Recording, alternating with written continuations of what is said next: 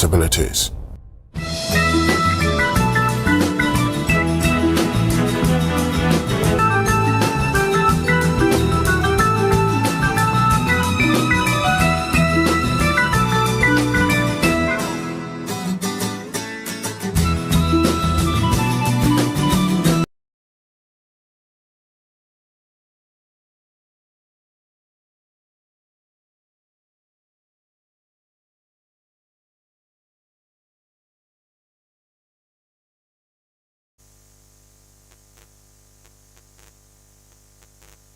Achi so we share if you adwuma mu ofie ka mu na wote afie na wo kwa adwuma ya mo bia good morning ade chipa achi na yada sete nkwa mu nkwa ade yede aseda kese ebema otumfo nyankopon se aye ne pe na aye odo a owo ema ye ntino anope yenso wonya ne bi divine selection no yenso akaye entina yada sete asia menu mienu o hwe me wo TV so me so me gidi se na me adom ntino oho eye emo bibia nso akwaba se anopen so wodi wa fidie no at Coastal TV ya dase pa na ye ni so so gidi a ne arehwemu amowo ewo yemu na ye bekosoa na ne papa bia ye a eno nti dani dan nyina modi mafidie no at Coastal TV no ye bekosoa na ya ye ne saa ede amamo na mugidi antobaha ewo yemu yadamo ase papa anopei and the 5th of the month May 2026 we've come a long way na sane midin kan no asodanko a na yede bema otwede amponyankopon wa de papa wa ye ewo ye hu midin de AFIBA ESSIEN na yeba behye morning mix yasi de na esese me bomodin se ne aseda efata no mede bema no nkrofo no saa no ne yen aboafo omo no maso yase anopei etimidi se adwuma ye etesa omo anu mukita ya ite ye share na wocho no asede kwa kosi na wocho na wie ye bosumni ase kokosi bosumni awie ye de omo ana omunde ye na se omunni ho a ye ni ho na asede dikan enkoma National Petroleum Authority NPA for say main kanjo se ahweye de eye emo nipa bia na nipa so se won kwa na o ade nyina ne senti ana omo pese wunya apomde edi nkwatenten eche eminti no omo se kanjo se eye na se petrol tanker bi enya accident a yesrewa mentutu anamon enkopehwe tina ofie se ofie no so ben bebia petrol tanker no wakra na be yanka frifie ho sanse nya di buma enya bebia petrol tanker no wono kwa na ho behye betimi aba ofie ho mpo ntino ye nyina ye nhye no so na ye nye ahweye enko ho se wokwa akoso petrol anase se diesel bia enko ho se wokotwa mfonyin wokotwa pictures na ade twon ho free hokra na anka aturenchen bia amfa umbrella na omosese yensan kan che say o yes anima we nyina so no ne be ma wabra bo no so aye easy fast and convenient no so eye gas use bomodian na use gas National Petroleum Authority and this ankratwe e de ebro na yensan so fa aseda ni bi ema diesel gift shop ese owo Interbeton Junction na ahyade bia so awohia ede ama wodofo bia so ne de ombetwa ne yopo ede ama ayefi bia eni ho bomoden na fa wani chemu ewo diesel gift shop na ho na ahyade nyina ewo ho no eye ahyade nyina efie nti wokọ ho a onsa beka ne wo hwehwe nyina asedane bi nso nkoma Nesto Ventures ese yenkan che wo se dia na ohia e dia siesie ofia ma ofia yefe esum ne han eni twaka bia ntino so ohia light bulbs e dia bobo ofia ma ofie ahyen na enkoba ne se esum kabisi na e bechi ofie ho dia ene na for wani chemu ene ewo Nesto Ventures ye osi enkan che se fridges ahodo ni nyina from ketekete to kese pa deep freezers ahodo onsa ebeka ewo ho osi enkan che se fan se ceiling se eye standing fan se ye kita wo ye nsem bi portable ones ni bi mpo na okwa onsa ebeka ne odi besiesie washroom amehwa ye fair toilet bowls ahodo sinks ni nyina Nesto Ventures say owobi e de maw nti hwehwe na chi kwan ewo abra opposite Methodist Church no na onsa ebeka Nesto Ventures na no mo edi juma asedani bi nso nkoma the Taste Kitchen Services or say yanka cho say adwane papa de say usan no ho a na waye wo ho pa san say obi ani ho a ono ani ye obi ani ho osiesie ni ye obi ani ho a the taste no to the taste de no kra o de tie die no o say eye the Taste Kitchen Services that just say adwane papa nyina sa wo hwehwa eye the taste na ubenya enti bomoden na koho na onsa beka adwane bia wo pe omusan so eye home deliveries into say we wo fie wedwumam na say opese omofo aduan no emre wo fie na say wedwum ho a number we na wo be free 0242850652 Mrs. Subim 0242850652 na say obesan so etimi afre ewo ahoma we so 027031824 mami ntisu bi mo 027031824 ofre ahoma mu bia na fast kwa onsa beka omo na no mo edijuma ofre nya de a ebeye ka no be rich na number busy na debi 24/7 omo wo mre edemaw eninti no se ukọ the taste ewo Abra Market Kofi Apon cluster of stores and also say offer number ya onsa ebeka wo mo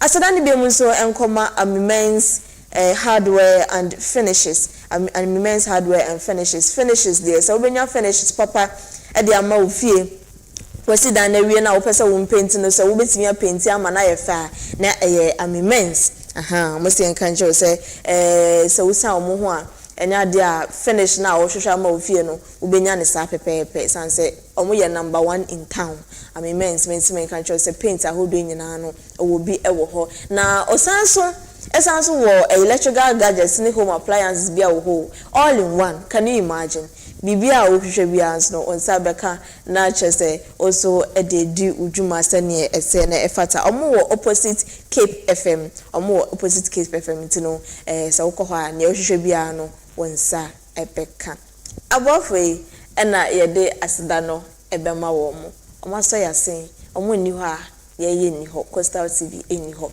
ntino da bia no ya na ahohoho a se omo beso yasen sa maka ni sa ewie no na mamention so se kasebo wo ho ayensa aka ntino ye bebiebie so ama wonso wehu ne ekoso ye nuanom a nyame ya adom a mo ba bewie JHS ye junior high school for no se si ameno kasa ide BC no ashase ekra ekoso centers ahodo ni nyina no obia make sure say enema gu akwan mu ntino ni ofi ni oti o preparation bia wo ye bia no se say no o ma shase a chese enema ekoso enra Coastal TV ebo apro eko examination centers ni bi ai wo ogwa ha say na enema yanka say di eni ko hu ye ne nkomo a ye ne omanfo hwehwe ye no so ye bebo amamo so mahu ne ekoso EPA Environmental Protection Authority and pay for ede kokobo ama omafo binum a mo pese omusidan wasi wudan sunsun awia kokobo iso ekoma na kokobo no ede asem ena wom ye bebo ama wonso wehunie ekoso kan hu se ye beko adwaman so na ye de honsem so ede ababesom ntino bebia wo bia no je konwa na jemre na face no kan hu se obehu ye live on Facebook and YouTube so yewo Coastal TV Cape Coast ewo Facebook and Coastal TV and also ye YouTube live kra no editing bi anim enti woko ha onsa beka ye na kaseboi woni ye ache unsaka link no so e ache na foforo so ehu ne Coastal TV ye ewo fi ha ne ye de babesom enyina se na bidin kan se BEC yin social no adisiafo no ananse candidate no eguso a omotro atese adaje eni poso kra na sese ano ukọ center bia na obia ehwe se bibia ese so mudi gu akwan mu ma exams no ekoso 13 no de o ma hyase a adaje eni poso kra na nwa Coastal TV yedinkan ekọ Wesley Girls ehonso examination center ba ko ewo ho yede eni ko hwa ade na isanso etwetwe nkomo na ne ewomu a yede bremu eni Coastal TV yewo Wesley Girls Center eha na adesuafo ni bi etro BC ya ba se ya ba behwe se enema ekosen na mo hya se se mo tro fiti anopa no so ebesi sese mre no enema ekosen enna ye pese yehu enti na ya ba bepiem ewo Wesley Girls eha se na ye ne madam ba ko ewo ha se ya ne ba betwetwe nkomo na wache enema mu wache mpacho ubebo widin na wache wo office. Your Mrs. Ruth Annan. Na amina meye language and culture coordinator as well as early childhood coordinator with Cape Post Metro. Inti center han amina meye inspector waha. Okay. And then Madam Ruth, you pese you since morning no mo share paper na say up till now. So far how many schools and was it? So far there were 11 schools our center hadi our tro BC no waha. When you know a total of 281. You were in 128. Now you were Bessia so 153. One hour boom now way 281. You were Bessa Chrome for her, a bubonco MA. Kakumdo MA, Praise Baptist. Fed the Fossor Trow her, Chris Nam. A call France, one so or trow hadi. Na other schools are working. But for now, schools are was a mahena yarisha wando wahanyan. Minim ochinadze mobesi, but that is mobesi. But for now, this year, BEC, you know, them schools 11 in our tro waha. And I pay your tro English language. We are so or tro RME currently. Oh, what shall I say? And I pay and a panara yen supervisor say biena waha. Wanye moframa na bompay wanye hono fa nzama ekura na ebie ma obobwa moframa na waka keza wana chechefo was wanye wana kadada wonkanka comportment or exams nti ya sha aseba pim da ma breezy in fact comportment na makada oy 100% bibia nc mabeke bia would say and the quietness and everything it's been perfect since morning. Oh, and I pay. In fact, vigilators na mpemfa ya wahe nyina ya nywana ya assembly no. Nti no de we ma na ya nywana kasai no. Wa ma fie biara na soro biara amba moframa nim. Nti in fact wo batena ho ya sha ase ye hu de obiara panic ana de soro biara abanemu. Mpacho bibia wo na kwema se yenya casualty biara bia abofra bebi ne no ho kana bibia de na kwem ansa na ya resha ase wa ha. Yen center has in the yen recorded this year. Yen recorded case bia or abofre bia sebi onyinsa na ozerobotro. Ana abofre bi okita ba ozerobotro. Yen recorded case bia dem. Obia so nyi ho a onyinsa da way absent. Obia wo ha our tro. There were 10 invigilators, 2 supervisors and then 8. In all were 10.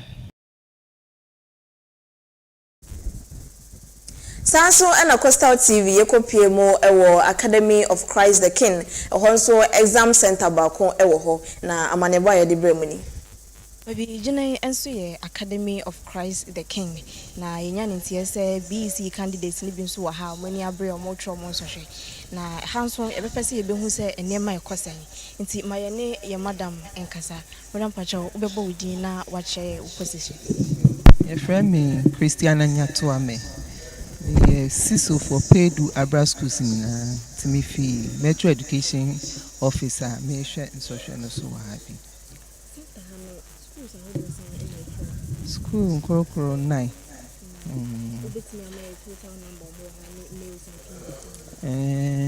Total number ne 334.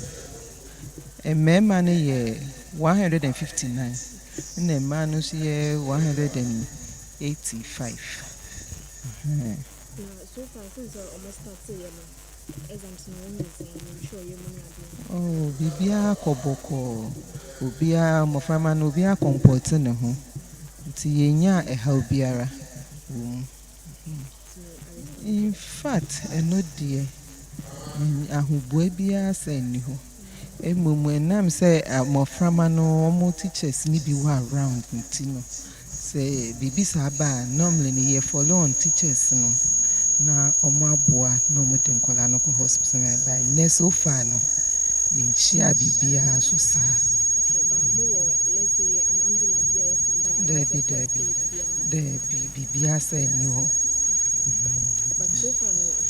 and net dear bibia how be a ma oh how be a ma bibia ye boko policemen wise na me catch me police say then you hire shinti ana ada na mo kwa mo because you call a Wesley girls who one policeman no kreni ba ko pe no owa ha na ye hwa na penyin na ohwe abraso no ose wo no so nya nte say so hwe ekoso na wa dispatch ni officers so mo nkohwe nti no so esi ekiri ebehwe say di omo so omo adwuma no esi ikono enu nti na ma obeto one ne assistant a omo de bp he ye wo abra amedia A and B na St. Lawrence Catholic A and B so ha Pedu MA A and B so ha English and Arabic so ha near some roses some rose academic complex and Good Samaritan so school see na omo ha omo tro and de nipa ba ko na ewo ho how is she faring? oh ne ho ye bibia akoboko the ancestor you be ogusu ye And invigilators are how invigilators ni nyina ye 12 and no more supervisors ni you know oh yes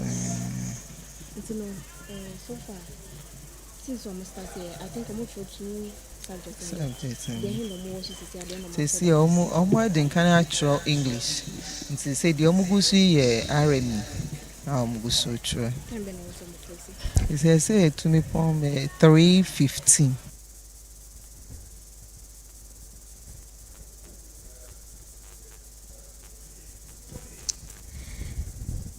sa ana ashachefo yi edetu ye nimbra ye call BEC centers no eho ewo BEC centers bi a ewo ogwa anaso say Cape Coast no na ye to akasebo no eso na ye call EPA Environmental Protection Authority for Akache na omode kokobo bi ama omanfo chiche mo afi na mo ba be sidan anaso say mo sidan dada a man kwankwaje permit ewo EPA from paying for ho na nsam anaso say nsam a ewo kokobo ni emu no enie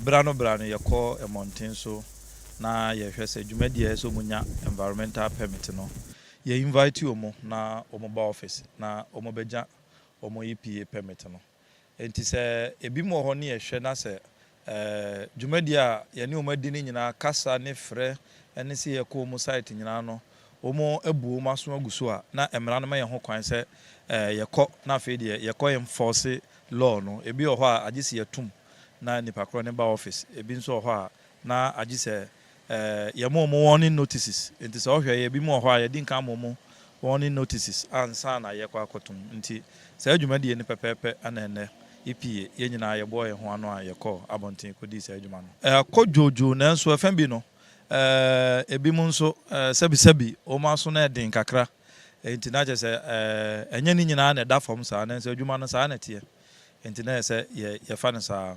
EPA ye client base na da bia ye pese ye bo environment no ho ban environment no yankwa ye ntumi mo ho ban dwumadie na wudi na wo nsunsuaso e de my environment no ana kakra wo be ya wo de be bo environment no ho ban no na EPA ye hwe sene emara ama ye ho kwan se ye nye no okinkan ye act na EPA act new one ya no that is act 1124 2025 ehye nyina kutupa say so obi anya ne permit enti no wo nya wo permit na wo di mra so no na ye boy environment no ho ban e de amada ache ene nchirima a omo so beba na ma environment ene ye ne atima ye di adwuma no omo so aba abeto saa pepepe na omo so de adi omo dwuma Emremu no enye closure nko a na ye remedies e wo ho for wo ma wo nye permit. Yetumi de ukugina emra no a eye court. Enti no si yehu ne se saa na akoso de na chese nipa no sebi wasi ne bo se oni aban ebedi na emra wo Ghana hanso oni so. Enti no saa no ye de man ye lawyers na omone nipa na kwa akugina asemdi bia na wachirem ebia no obotai bi ana bibi poti ane na agina so nti a emra ya hyehye ne Ghana ha se udi dwumade bi e se won saka especially EPA na nipa ne so onye no na ebia aban nipa no edi na de wo ho bia no asotwe wo ho no aban ne de ama no CCA mehwe se ne trend na ye ne de a ne aban ya e ba so ne resetting agenda or resetting dia na otumu se ene bere wo mpa nti no ebekoso na nemom ye be ye de tie bia se ye mani padodo an go through this process because nye ye pe ananye ye de se ye be close facilities na enso se kodu ba bia ne anye ne sanso a enipa emfa emra no emfa nya adwuma enti da bia ye be koso ne umadi nsawoso amomo promptings notices negotiations ene ne ma bia se ye di nkan ye na ma obi atumi anya ne permit asomdwe mu e de adi ne dwuma no abo environment ne ho ban.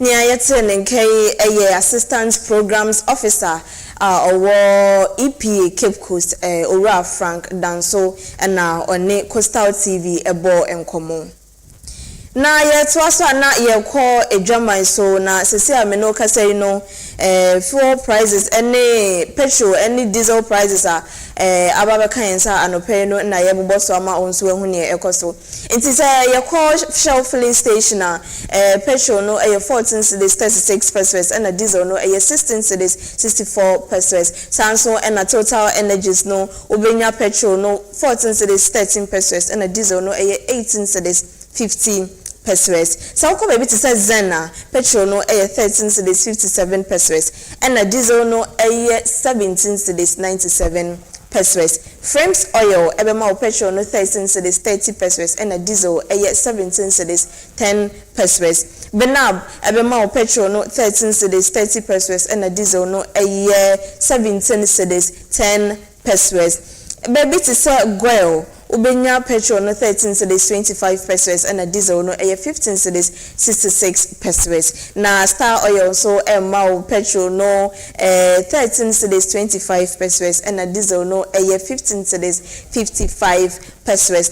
Pacific petrol no 12 cedis 79 pesos and a diesel no 15 cedis 98 pesos. Sanso na JP petrol no 12 cedis 57 pesos and a diesel no 15 cedis 87 pesos. We ni ne keka obi na say oko online now search for fuel prices for enda ubenya figures no na so odi aboa ho se ne etie enti say ufi na okitaka nko ade a na wa hye ne nso se ne be ya oju baby a onho enko nkwachirewo na etefo ne ahwefo nyina no ye de kasebo no ebesi ha na emum no yensa ka de hubon krata ye be boso amamo ehuni eko na ye kwa akwaje aboa from krato ebesi abasisi ha. Sweet mother, I never forget you. Ago government Coastal TV and the Department of Gender, Children and Social Protection at Kabum at the Mother's Day Jumediation Kokra Bremo on the 10th of May. Nina was a young fan Kai and Nanuno. Coastal TV and the Department of Gender at Kabum at the free health screening and the free eye care at Breya Marminum. Let just some cross on the say. Yansho ya mama no mumpo mwewie no anania kakra wo ha omode be ko mo no ni na free won't ya simple akra wonpe we na wo peden Mother's Day we die se wandi Coastal TV na wa ye ho ankasa enti be ka ye ho na yende enanom da chichiwa etisei aba yesanso ahwehwe ya pomuden Coastal TV Mother's Day celebrations celebrating mom today and always. When I've been hungry, my mother go run up.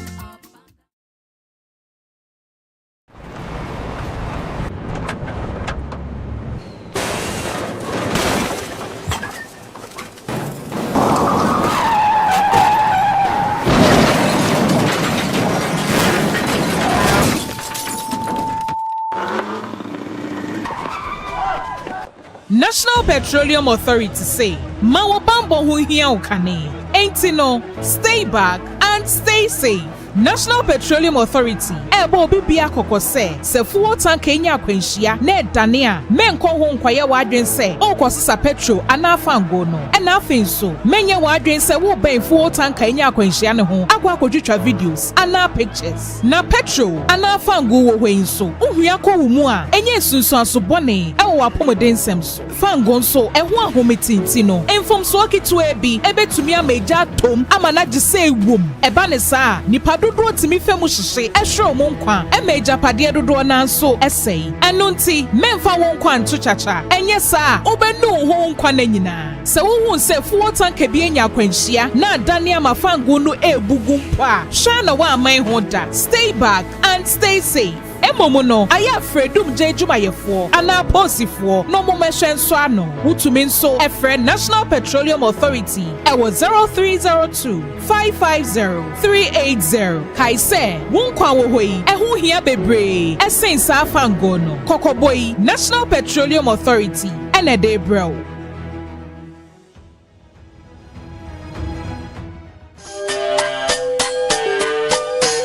A brat for Mpemi no Ghana, my bedroom. A bad time in the back, Mama, what did me feel? A brat for my say penny, Mammy, when you in it. A bad time in the back, Mama, what did me feel? A brat for me say my say penny, Mammy, when you in it. I wore ya, and so one paba, Babada yet, and I mean, who be that? Me dream one. Who dear menka and papa be and me the why mammy will me viase me mo frase wouldn't to boase ahom brase enya me huntiase daddy be sine enti me take my better mo tas me da wase and she ran come within na me ma wa hodin me nin na me wa ma me na me so na bedin what tell me when ya me so kwan so oda way na dia cha me na dia e promise so e bring ya me ti da so oh nyankopon on a boss, on the assassin Yankonton, and now bomb your pimpon. Yeah, Mr. Winnie says, Shami, mammy, the moon print. I want to find out what I saw, and yet, and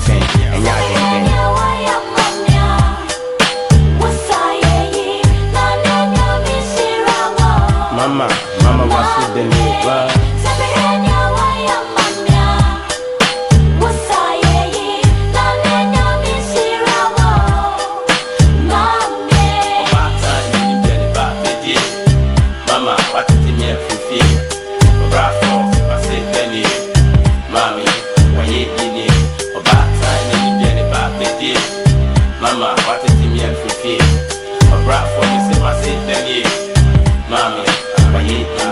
My panty here, or pine super in every mammy, I am part my minka, and what in Biashanema into Hocket so cry, ya or not, and can't come me area, want me to Ubwada, or the I am to share, hope a prayer, ye come up head year. You could see that me home better me, only any year, best year, or do more fair year, a strap up never here, Mammy Jamie so to saw this year, when you wine a bay year, Mammy Kwan a bay year, me you bonia head year, why year, I was so me crap to watching me who knew so, coming quite a bonny, same one for me home before, one mammy so Ukraine me who say what bring me home papa or your bar him mammy to me if I want to cha-cha I said that I will fata Mama it's a pata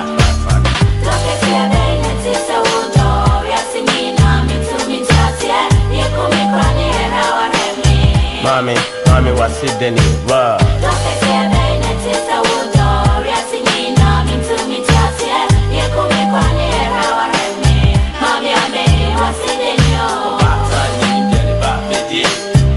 Mama, what is me a fifty?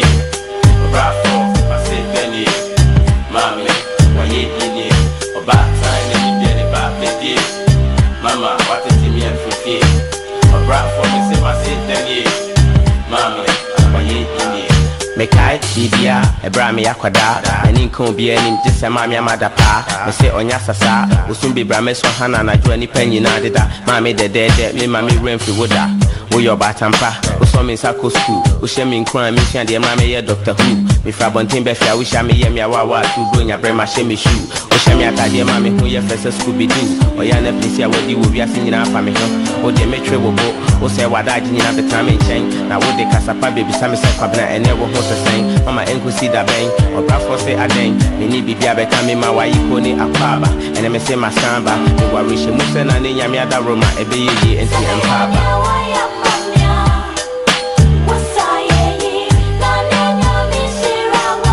Mommy, what's it the name?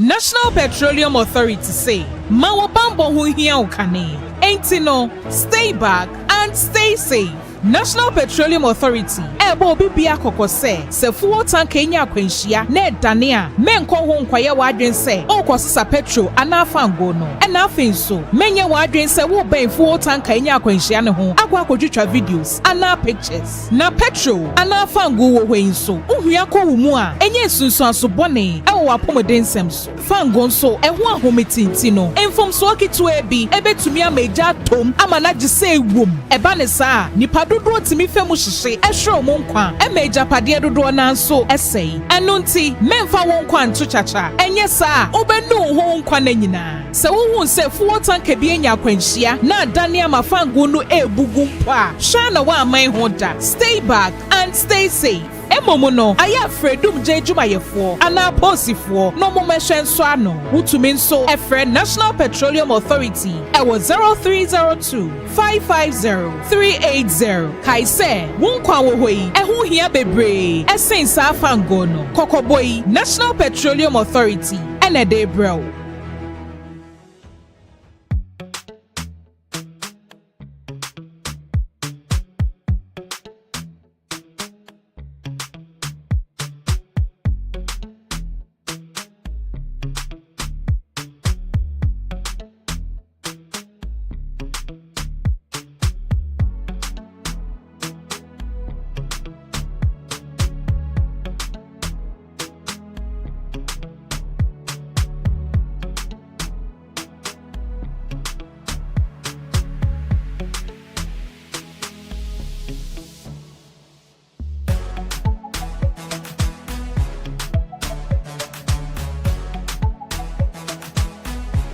We sell gift shop, a place you can rely on.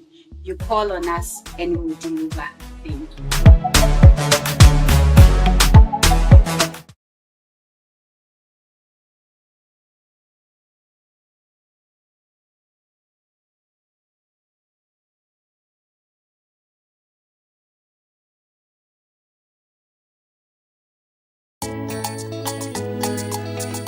Coastal TV, Jumedi Fufraya by to Ubuntu. It's about development. You discuss issues of national concern, issues of central concern, matters that concern Central Region and Ghana. Ubuntu Sama offer Kepus, baby will be Ubuntu Sama offer. Or your one and Asadi, there or Sade or the Ubuntu, or the baby on the Yedin in Fubana over Transi. We are no other man. Or your one and Asadi, those in Puntu Baba Kepus, one and Asadi, those in Puntu Baba Central Region, one and Asadi. Those in Puntu or Baba Gani Minara. Ubuntu Sama offer Kepus, baby will be Ubuntu Sama offer.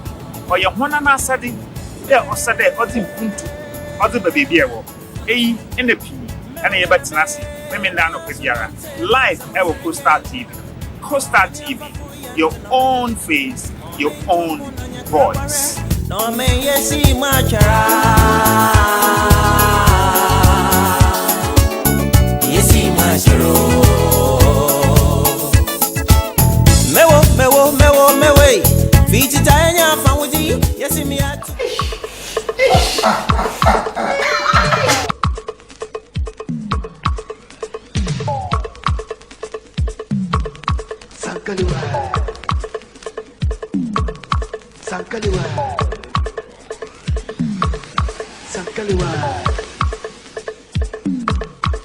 Sankaliwa.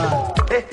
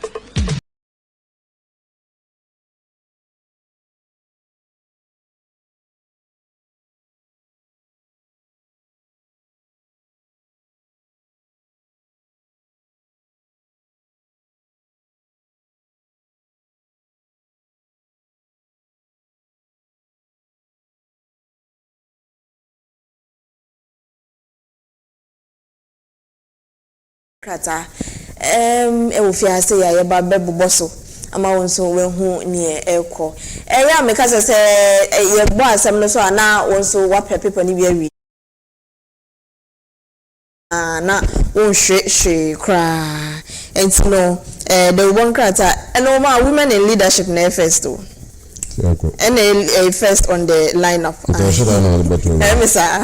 so for like 2 weeks now Mumbai I feel no mamba you now women in leadership newspaper no or say Commonwealth condemns xenophobic attack on migrants, offers support to member states. Now Mame Shelley Ayoko Bochwe, Honorary Secretary General of Commonwealth. Now Ochema basa yana esi South Africa na South Africa citizens binum attack other African countries almost citizen ewo mukrom because omo say omo baba je omo nyuma aboso na ade ni na sa basa ni na ya ade bia omo ebonyo so na nya ade bia omo fo so na omanfo a akwa pie mu ewo South Africa say South Africa for omo sa ayakayaka de ni nyina no Commonwealth say obe support mu na emo bia mu hia bia no ode ebema mu sa na oka na esanso ewo ha say MPs must be made signatories to common fund to curb misuse abena osai asare na won show mu say or a chairperson for of Parliament's Public Accounts Committee Parliament Public Accounts Committee no mu be hu say abena osai asare on no ye chairperson e was our committee no na ochemu a common fund na ye de ble assemblies mo mode o made ni nyina no e was say ye ma MPs eye signatories na che say MPs e do o mo sa be sha say omo na also ebe sign bi ansa na sa common fund no ya disperse to ne wo say yemfa nkoye bia na se am no kasa de MPs ndi say adwuma no nemom abuna osay asare say ebe ya anka o say MPs enso ebe o mo sa sha say bi ansa na ya de sa common fund no ama ne wo say ye bia se ne ebe ya ene we sika we ya fa we ene sika we ya fa ha ene ye hu obi sika we ya fa ene ye hu sa misuse ne ekoko so ni nyina no eto obetwa sa na abena osay asare eka na Parliament promotes cultural identity and inclusive leadership at May Day celebrations Parliament Friday na May Day workers na yeda no parliament AEC ho ebo mode ebo dwa fefefa na botaya esi omani so ebini se obubabua ama ye Ghana for no ye very proud of our identity, of our culture, cultural preservation na de nyina ntimfoni na enda ha no ohwa nkofo ehyehyehye batakari fugu na de omo ebinum titi ponko so ebinum ebo dononi ade African printing so edi him left right center eno ene bibia so parliament maybe a day. Fight over woman turns fatal at Offenso Ajimpra. Fight over woman. Ojema nkofo bi na omoko oba ho na akwakoye deadly. Meje bi egu fam. Na eni na ya asema esi wo Offenso Ajimpra. Na say meeting kaka no unya women in leadership newspaper no bi na say ukọ website a ubenya details in na na ekoba ni ekosi ne na efa he ekosi he ni nyina ubehu bi Oma your name is the Daily Times. Our win MC Beck Honorary decorated into our win MC na wabana bado into wesisi nsonko osene abanda ubobina bada obomaze ne fense sesonko no autumn no cordon. President declares tough crackdowns on drug trafficking. Nti on premiso chese na kon bialdo no mazema ho awe ho na adwene ndurubom no butumna wato no oya hemma ni ma na do wujeji kwa muzi nyaza abutwentwa ni na do kwa bobo maze na fi wetumna we ya hu na afi osan police fo no banmanti obabwa na mara bezana hia etumna efi ho na akọ IGP Ghana for abana bado sonko Sunday compile to move for that police fire sabi wodum pampanso awde obamazo bohna bado nan kanu hyehyɛ dodo Ghana for abana bado sonko the of road to no obamazo na fi otumna obo oye police for bin ha bado abra abasobodun road to no do na the no rank road to no we do mbese go fie Babe honese nso ekata do de obamazo na fi oye okadu ambaka wasana aba woye 21st May in the carta so otumaza about the second meeting of the 9th Parliament operate 21st osuyo womi so kota bana do to oye benoko na wasa honeji etumna convention ofia kokwa medmedi biara etumna ewia peye ti in the yoga no so our the Daily Times yenso so na yenko Africa Today na Sack this now some for be a watch on the front page has say sack DC now artisanal miners appeal to Mahama accuse Achuma Mponia DCE of harassment. Now artisanal miners and also say small scale miners on say illegal mining galam say and small scale mining almost the same thing. Small scale miners just mining companies, but on a large scale to say Heath Goldfield and also say engineers and planners now then mining on a large scale so into gold baby mining in kissing kakra but no different from galamsey ejuma na say no kopiemu Achuma Mponia small scale miners ewo ho no echirem se omudisi no odu omo atata pa o tata omo tutu omo nemu eye niema ensem fata omo business enkoso nti omo se abaye sack DC now sack him uniform office cry san so hardwin ewo ho yo na honorable Kwekuri Kitega ne so foni eda ha say na o say no tension in Cape Coast over proposed site for 24-hour economy market na Cape Coast South member of parliament or no answer and a deputy majority leader and or say 24-hour market na kwa sensem bebre na we ka we no emom de ye keka bi na emom na enye se de mentime ho ase anaso se basabasa ye anaso se ohyew bi Cape Coast there be enye sa na tie emom de asam na ba obi abeka ne de na emom no tension bia enni ho sa Mahama Dumso disrupt businesses' daily lives in Volta region. Ojema Mahama ni Dumso na wade ababiem no ha businesses ahodo pa ewo Volta region sesia menewo kasei. Tension brews in Sampa over chieftaincy disputes as Nana Ampem urges Mahama to address the crisis. Sampa ahinsem bi so ekoso ewo ho ahese mentime ho ase bi ekoso wo ahinsem nananom akache na ompanyifo echema President Mahama onfa ne nan ensi form na omoboa wo mo na omo enso sabasabasa ni nyina anno. Labour Minister inaugurates Upper East Regional Task Force for Occupational Health, Safety and Compliance. Labour Minister and Sister Minoka sa uko Upper East wa take task force bia omo ba beboa ama ejumemu apomuden any safety any say yede emra ejuma any rules and regulations ejuma ewo ejumemu no ebekoso ewo Upper East eno ne ensema anopay Africa Today newspaper ode aba. What is a kija the spider and our minority some there pepper so with modry or the utum coco I am a focus a ban do not embo Ghana Nakanko but also be an for a chance and Conabara Dino ECG I in the belly to our Kodo or by nephew Wotuna while you should papa be an for na Wotuna whether the man sending Wotuna to go accountability tests. I am the Shabu Fee, our quality. I'm going to go welcome Tanzania if you don't show and send me.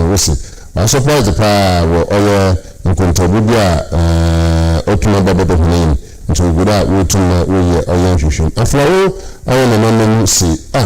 Open from Saw about Saka or royalties.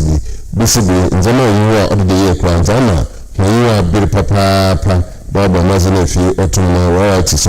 Manasa etuma kana wotuma woche amahun wotuma wakuni osane onwa muhojumeze bia wotumeze ontumno onkoyi sebia or the spider newspaper ni yenso asuna yenko the archives anopei na ochemwa Black Rasta dodo na munim no ncho so oye musician osanso eye presenter na Black Rasta risks jail over attacks on judge and judiciary as lawyers for Dr. Kwamega Atokpele file for contempt of courts. Black Rasta and Sister Mnuka say Yakamia say ansha na ne ho akwa court in same bi na contempt of court today crime kese ya Ghana has a woto court mrape na say was say yehwe na yema emra no so enudi na Sister Mnuka say Black Rasta so assembly okokaye efa judge for ho ene Ghana ye judiciary system no ho no ama anhwe ya obekwa akopie mu ewo court na wakwa akoyi ne ho ano. Asante Hene honors Angela List with prestigious gold medal. Asante Hene na no ada na obo amkrofobia na samanfobi abaso na gold medal bia na ocheche amankrofobia ogidi se omabo omohomoden yie pa no na odisa gold medal no ede ema wo mo na mami efe no Angela List enso ebo modern enyasa gold medal ni bi. BNI officials BNI of arrest top officials of PDS over ECG cash transfer. Na BNI na omonsa aso officials bia omujidi se omone ECG sikanse nsembi ankoye na ensa aso omumu. DVLA revenue soars to 67% in first quarter and also nsema ewo DVLA akache na OMAR yansasem de kra well front page has the archive so chema BEC candidate dies en route to exam. Asemi nyasam papa kra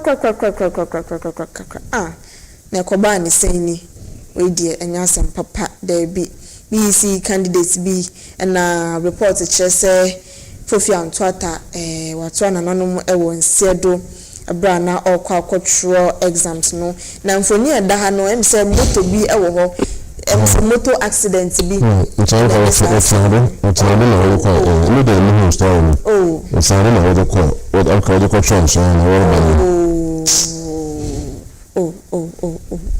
we dey mebusia fo nyina yakọ we dey anyasem papa kwa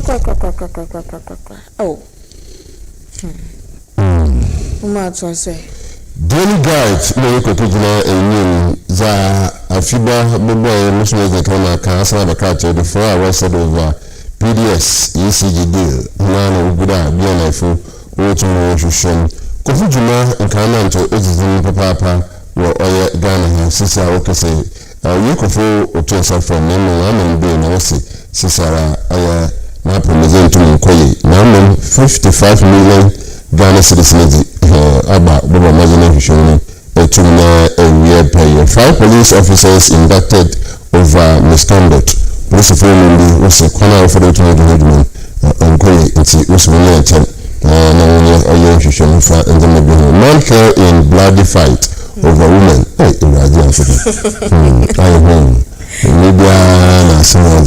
Last 2 weeks na because the girl abona and this time around member mienu and e ko baba ko pe ho so ma e ma ye do so say member the whole globally baby a obeko bia e ma do so say member nti ade ya na member mienu akọ baba ko pe ho ko for wari tutu ne tretre baba ko penti mu ba do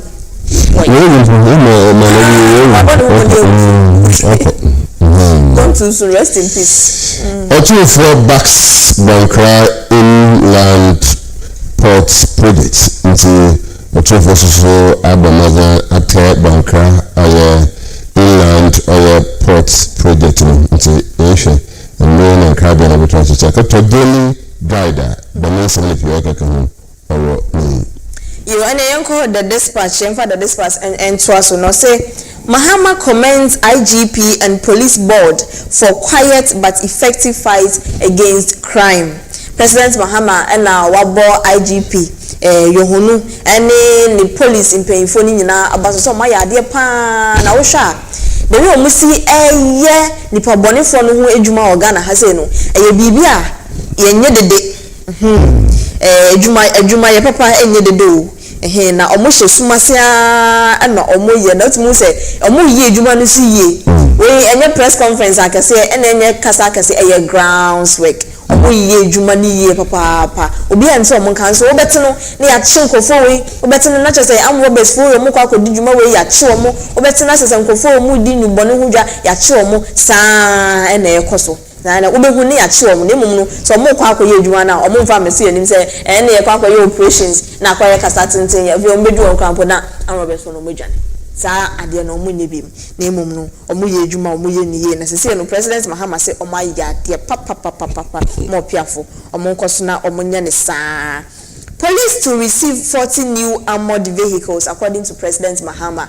And when she say what more police for abaso we no say bibia ebeboa ama omedwuma no so akoye nti armored vehicle and so eka ho police for kai ya na de ya en ho odin and what the cooperations na de no and na President Mahama assure mo bo say obeba mo 40 ade akom ni omo wadada no ho na ometimi ade di omudwuma say de ese na efata. Why some communities do not fight galamsey ya Ghana for na ya no dam mu bi na ya be pese e be free yeso ya kama ya say nkronkro bi wo ho a omani cha galamsey for no omo support wo omo boa omo mpo omo ye galamsey dinti ena omo ye ni omo ye nyina na omo empam galamsey for no emfi ho eno e question mark na ewo dispatch na oma odin say ye dey nti na omo support galamsey for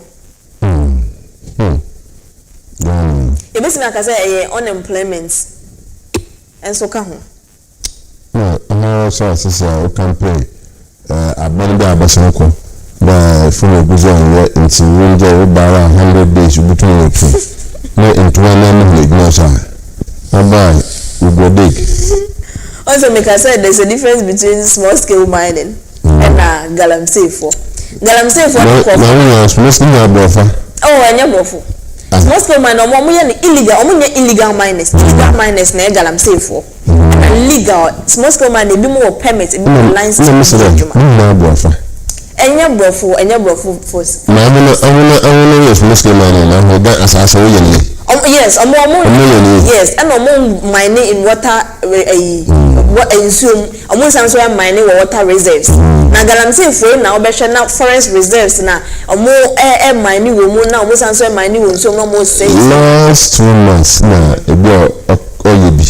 Okay. If you come out the small scale na ebo for use. Okay. Ebo na we small scale na za wotu mention. Ebi wo mu legally and can say and na esa adamus mining company say omo ache omo no because omo permit say omo fa nye adwuma na so omo ye omo adwuma te say galamsey for omo say forest say nsu ani na kan kan obi chemicals and sem fata anything say no ye revoke omo license na omo ache won ato omo ne press conference bebebe ye no Adjoa Yeboah Afaris open letter to President Mahama. Adjoa Yeboah watro letter bi e de akwa President Mahama. Na emu nsem no onya the dispatch. Ubehu ne ekoso. Enye presenter no. Right.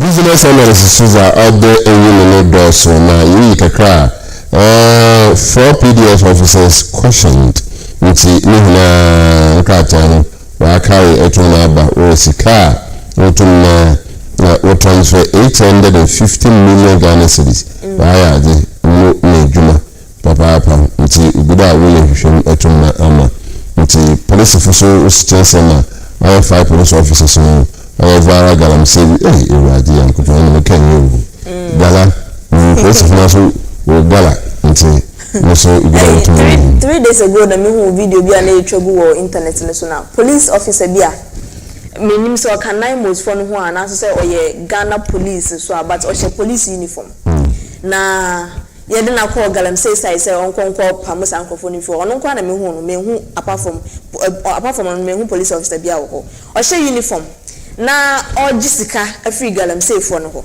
na utumu the way galamsey for no as say insu as say asase pa na show video na ensem fata na police officer ejina ho she the uniform na ogisika free galamsey for no ho nti wa otwabo I think 600 cedis so saying utimi tia e dey bia utimi tia obema amoye ejuma wo wentimi entua no osesa onema na ko tese group biara na de galamsey group no mehu nipa galamsey for ayin oje na police omutwa bo kese omo enye ejuma papa no omutwa bo kese ekwan fu onye 5 cedis no moje small ayin na we mo pere we twa kese 600 obi say ba ko na nipa na record no em say no technology sa lens na etese wodie nti no o de record a wo hu se wo record enu bi na ehye nipa ko ana o record so what you to for the technology na do Zadi bia meji bia wo mhwe mu na nipa ko so an share spectacle in fact say no omo hu ni santi bia omo hye o meka che say you spectacle na ye ne undi nkomo but so you spectacle no kra na there are other small cameras ebetimi dey ahye ne ho am so omo ye fourth estate omo ye investigation na ade no omo dey spectacle na eko ebi mo small first number spectacle number no mo hye small cameras body cameras ni bi ahye ne ho a wo obe record at the end of the day we line to be this example body can be time what to abandon I tell you do that what to abandon no boss or system nto bobo ho no normally ankasa ko say police ni bia wo body cam wo call patrol o so nya body cam e recording e koso nyina at the end of the day so bi ba na obeka say police ni wey assault him the camera is there to prove what happened sana wo say but ebinum enhye wo but mo enhye ebinum so enni story for another also suppose do abana bi this kind of recording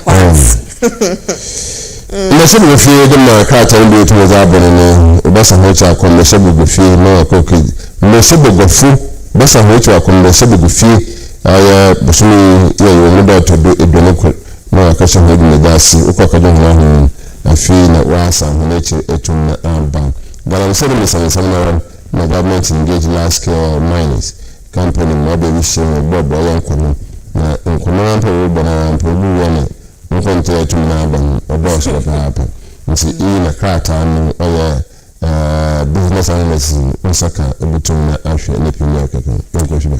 Yo, the Chronicle and so Ediaba Otunfo charges GPHA board complete Buankra project to avoid waste of public funds. Otunfo says to Asante Hene and what tie GPHA for HC Omomo Madiana Buankra port project no Omon complete animu ya sani ebeya taxpayers money and konkoye waste. No any asama Otunfo eka. ECG deploys high capacity transformers to strengthen Kumasi power supply. ECG for abomodin achese transformers a ho de etimi ejuma eche na omode ekọ Ashanti Monto meye Kumasi se ebeboa ama omonyina mahodin no ejina so 24/7 na nkoye dumso bia eno na ewo ha. Editorial John Mohammed's stance on the OSP is laudable. And no the Chronicle no nasema oka say President Mahama Nigeria ya wetu afa OSP ehono bibia ese fata na esese yebona baso sanse ya de papa eno ne asema no pay the Chronicle and so edi aba yeko Ghanaian Times Ghana the Times za abode gwa kasipa no chota pa ni wire papers distribution delay na minister of academics and na ko change me na aje nti na ran kasa education minister adobe chima na former Bible translation abana man na oti was he supposed to if you move round until confirm na expect bibia ayakraba mentally if you are not ditching if you will start with the papers advocate the delay I know that's my pedeka so education minister no akwa say Coastal TV CEO and under Coastal TV CEO or managers or administrators or MCR people camera persons or reporters na ade nyina drivers so ho and ade ne say ono as CEO no otiso ho and now what delegated tax amaya ye wo down ha say no into no say waka che say and asa ko bi na odi show say I was say on fine also for the approval dia e dey name na the end of the day whether sad chrono ebeye and also say yenye no it boils down to nipa na o sha ase ho no ono de wase koye o na mum se wan koye na usan ba be ka che say o migusu a meye migusu na ye kwasa ono education minister want me emba mikrom kekam no ma me cheche papers eno na enye possible and you say examination officers no and they say jume so it is their responsibility so when there is a delay omo ne be hold omo accountable that's how it is no but we learn from the time okay did he went round before the day or quite what question no. But don't mean ko baby that's the thing. Ghana so. Oh, to ko baby but so far as power so na minister for regional director of education go to where kola ko major report into between na ka little bit but no time my friend me hear them the whole Ghana I sent all the regional directors of education to go where supposed to go I found that they are a person or about ogu ukakoshe bibia ho obi ade na update where me dey la consider na update ya me say to me nti why the was some delay okosha dey go me e you pay for ho bo ko so why to pay me sometimes story listener one police na offer no one dey like have another thing sometimes you ma work I say nipa wo adwuma dey ya na ye den obaka say nipa ni nye we so no obaka che say waye anaso obuso a wo ye at the end of the day na nothing to show nze no so ka ho nti amno wa the paper for Bank of Ghana 2025 releases stability economy. And the new Bank of Ghana, which is a Ghana economy, what we Ghana no young co in the name of the daily guidance went to us now. Also for 32 any Bohankra Port projects in Yedinka Kamwasem and a man killed in black fight Bohan and also Kamwasem that and 5 police officers interdicted over misconduct. 5 police officers and now Omuhuaka Kejemu essentially Oman Yo Mujumaye Oman Bobreji Oman Fa Emrano and Yejuma. 4 arrested over PDS ECGD and also say a Kamwasem that na near ex-Jihawk boss hospitalized yet to meet 55 million Ghana cedis Yoko bail. Ex-Jihawk boss Maxwell Kofi Juma, I think some 2 weeks ago Beto just sika bi ankoye misconduct bi ankoye ewo Yoko sorry Jihawk and into no oma no meyi ne ho ano ema Yoko for okodi Yoko for akachi ana che say hwehwemu ekoso ana de na emom no nanka wo say yema the bail ni setting for 55 million Ghana cedis isa me no ka say bail mpo no onya emiti so that those terms no na emom no wo dodo no am ye na kwa kopiem ewo hospital eno ni asema ewo ho. It's no whatever happens next ebe mamonso maswati daily guide in sensemi daily satellite na yeje ko fidi na asema na be be na na wo fo to jamba PDS BNI no for arrested for no for otunna ho it's about it would be what amazing Kolobu strike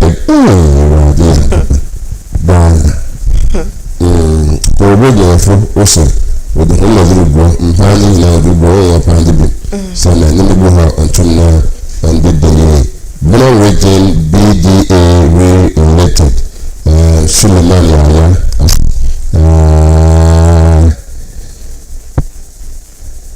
presiding member. It's a it's a honor also autumn or the some ABDULLAH AFIBA and say cops inducted into police financial or to watch one that all share Kona for the management. Yaza or to a walk. The man certainly tried it. I feel one certainly tried which Muslim will feel right man said right man said he'll be a chevy. The people feel they are minted. The then say me time na yakwakocho BC na the na omobre pencils during that particular day na yakwakocho BC so obenya pencil I think pen so ka ho obenya pencil obenya pen me nsa dan kai but pencil ne dey me kai pa and dey obenya but na ye time no mo say aban na de bre aban na de bre but say so MP for ne one for so dey omo ho agim ni na e say dey ne hwehwa ne say exams ne me busy candidate so the ba magic me fa ho say we me hu kra I mean what is they are doing but I am student before my fellow back from center at least we were there to get the come from no this are MP na the man's later na MP here kasa that is I think I got control in China we so who so MP pa I think we are going that's one on the number but you know us our colleague and our ability number in number in China minutes asana etuma ezi mindset advantage the mindset in that end no and the people of shibiri na so actually I am probably azi na dan no the prefer the family na what mindset aka no kwa kind so na from a benefit or benefiting on the mindset na as time goes on I was from what for her time also bad not me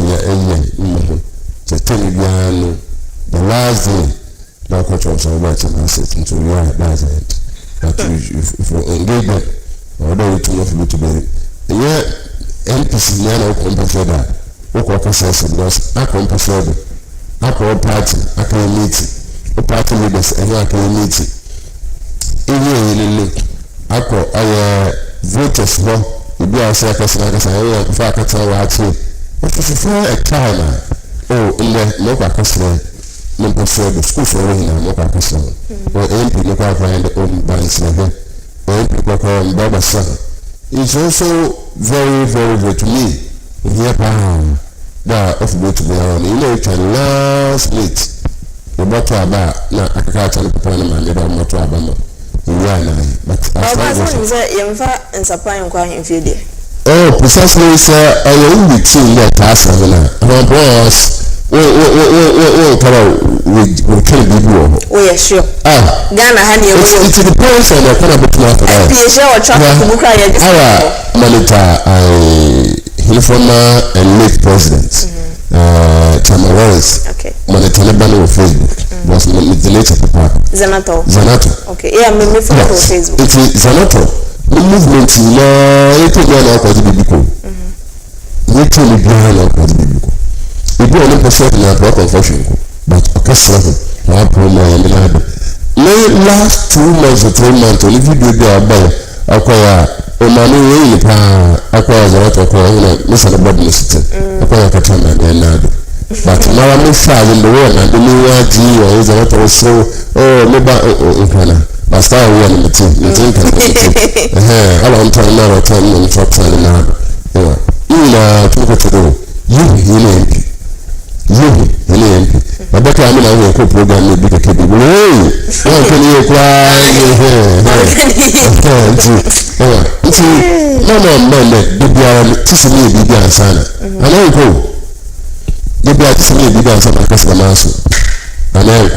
na so our class amount to know last week I must from crowd last week on Maha crowd but I talk about all the time to know last week I must and like I said every big cool also be very cool it's a big year was what about the way we move krasem pa yenti dinda yes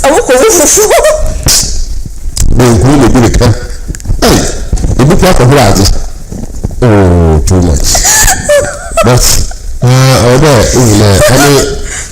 it's right at I am a wedding what if you got the other person but if you got if you know the other be child no man that you I don't the margin relationship open you baby asana if you baby asana I don't know because in your uncle yeah the corner uncle talk about no if you are not busy so now be too sick natural many that good day yeah never but I believe they are recognize the people they are cause the people it's a baby I mean the police are they are about the little low and if you don't do the matter about no person like that I know say no credit I know say no credit so man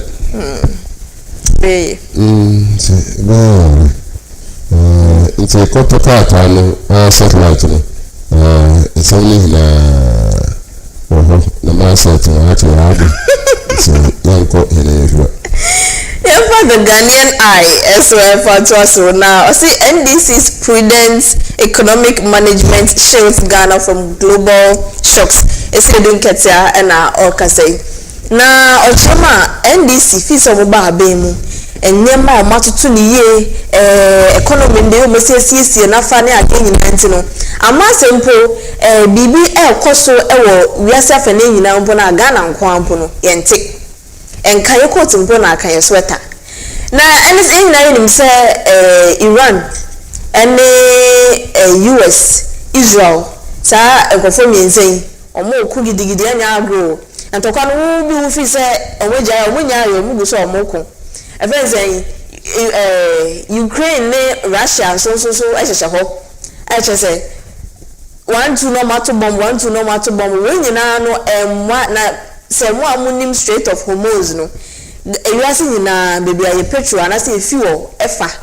star Strait of Hormuz no na say no ka say ene Israel say ma block no echina Iran say ma block no the next day US say ma block no say ma fuel entimi enfam free say na first no etie no Enompo aka umpo ntina ma ye fuel price na de no akwaso na anka o se nkwaso mpo nse na yehunu ba sese no wotimo se e stable kakra na eno ana se do kete echi mu se enye ndc aban ne ntoto a wode tutu yie ya anka by now can so yehu a fuel price is 20 cedis na de but sese no amase niema ekwaso o wiasa fanemu o mo ku o mo tubom de Ghana yente esanse ndc ye juma Ghana Youth for Progress praises Kentampo South MP, urges residents to expect more development. Ghana Youth for Progress and more airborne Kentampo South MP no abasopa na omushe muse Memufo Kentampo South ni nyina nso no omushe omunsapo musuo na omumma omani enna kwan se empunzo bebre more development na ebeba omo empesua no so Asante Hene Honest Magdan with commemorative gold medal on 27th anniversary of his installment and some dig no Asante Hene na ocheche gold medals be among of more modern ye society name distinguished members be about na within the 27th anniversary since say you don't know ESSIEN there so say Asante Hene no na opinion a friend say Magdan business mugu our Ghana has say ono so etimi eje sa gold medal abaso body ebi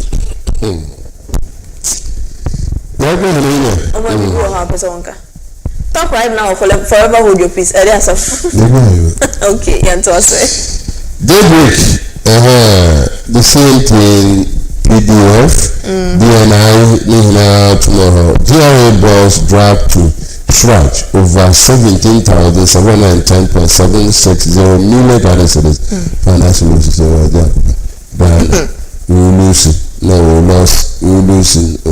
the state until Uguda was on Bona and Carbon Abachi into Pratano the autumn or Yamba Mazana Quanquato na Yankwe and Yim Akasangasa GPHA delegation in Burkina for Culture Week. Ghana Burkina for Culture Week at the Pedian or Adona over Babachi Samaruku various office roll out initiative to empower youth. Nti Samaruku some ABDULLAH abakratane akasantia mama sana enkotakrata na obabu hen AFIBA Mamemfa the overseer and so emfanto so na NHIA launches free NHIS registration drive NHIA paying for and omo alanche free NHIS registration say no kwakọ renew and also say kwakọ NHIS for card for free untia free. Betty gains momentum in NDC Women's Organizer race. Bank of Ghana losses justified for stabilizing economy. Joe Jackson and Oka say no ekabia Bank of Ghana bia na ho wonfaso sanse beboa Ghana economy no enya fapem papa na akona nim pa ntino se Bank of Ghana eboka bia no a eya amunhu ni se eye Ghana economy ni yedie ntia nana oye bampo ado calls for collective action on clean environment nana oye bampo ado na ochemu se yenyina wonsom enyi nipa yemfa yakoma ne yen ya ho odi nyina enkambom na adwin ya adwin nyina enkambom se na be ya ebenya ekotoma ehotse na ehoye kisa me no ka se ene me ko rent house wo East Legon and also Trasako ema obia se wontene ma na pa be go start obniba ko ba ba kotenem me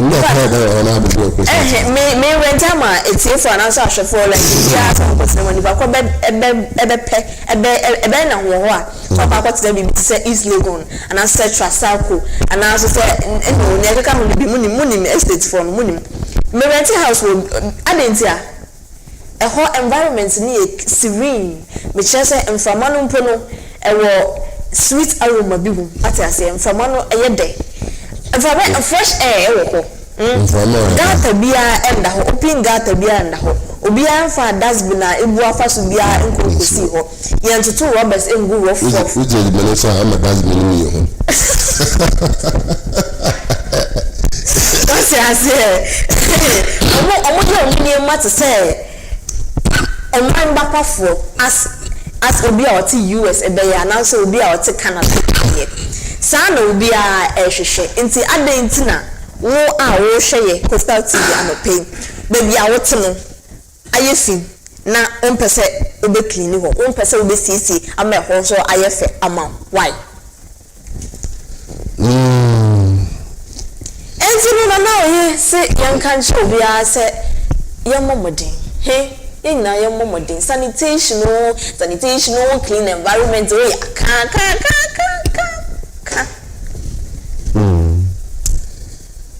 and then aseme wo ho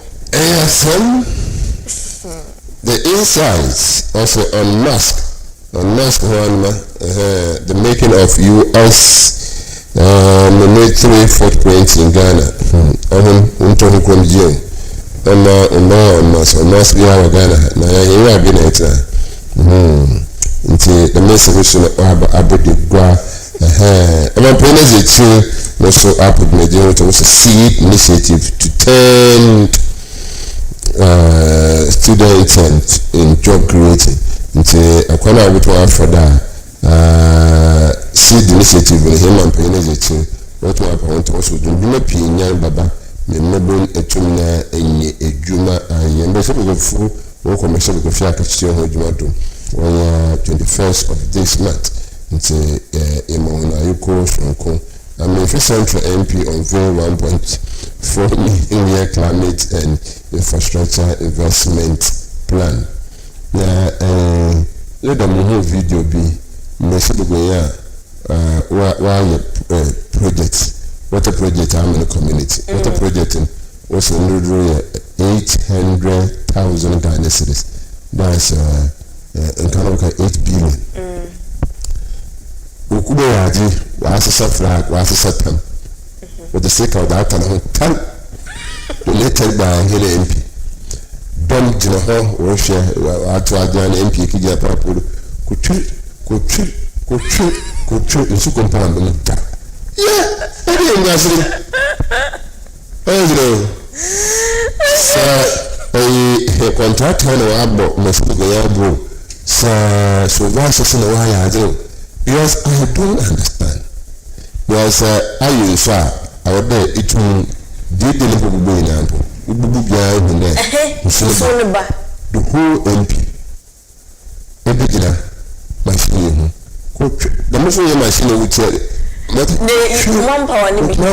It's what the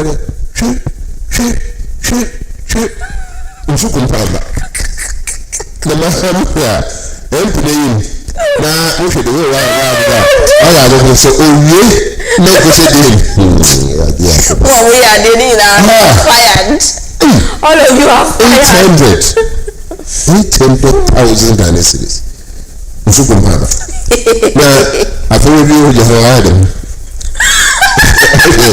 okay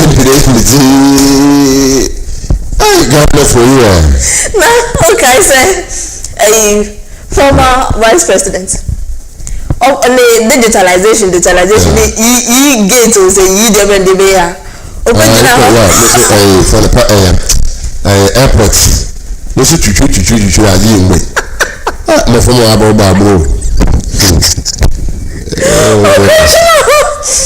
you go here feature yinara ade na mbia ma no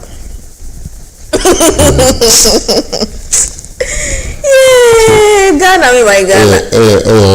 Some. Sika tree there we waste was ade we ho enye sika ketwa 800 something 800,000 Ghana cedis na taxpayers money ya the amount sefa ko project my na for tubule ya ka cho say pipe you need to say ebe son sa na tell am ebe son so se machine one fish ye so wa to akoto mo jo ta papa ebe a che na beche if you are no be our cinema answer never sorry. I am book is the Mother's Day. Aye. Yeah, Mother's Day celebration. Costa TV didn't treat. Mother's Day, it didn't show you bit in the name. Obia lazy onion about Costa TV. Here's a bad dance. Yeah. Bad dance for Papa. Another year in my chum command. Natural Costa TV here's a dance for Maboko Hilim. I guess I said, if you want $1, she's a mother. And the mother now make and I want to ask to. Let us and talk us. Some profit. Yeah. So the what's over and now mommy. When I didn't remember. And then okay, me if you Panama. So if you know about has it. Oh, if you know about has it. 99 the making a much time in that time as I want to drop. Okay. It's all the if you never done. One was from one class of Umbra. I know very that. Yes. But as I don't can free health screening. But she show blood pressure. But blood pressure no only BP no. But show weight, body mass, health for no one work here, but me dem weight. But I show weight. Na but cholesterol level na aze. But na yen check say bibia e dey year. Sometimes you can high blood pressure, no you low blood pressure so. Low blood pressure no a silent killer. It could be saying high blood pressure. If we check it high no, now we check it low no. So ne beya we be say bibia e on course. When you do you it is a one bam be yes idea ye ni free amawi na ukọ na ye kokko je 12 billion because of we are why you enjoy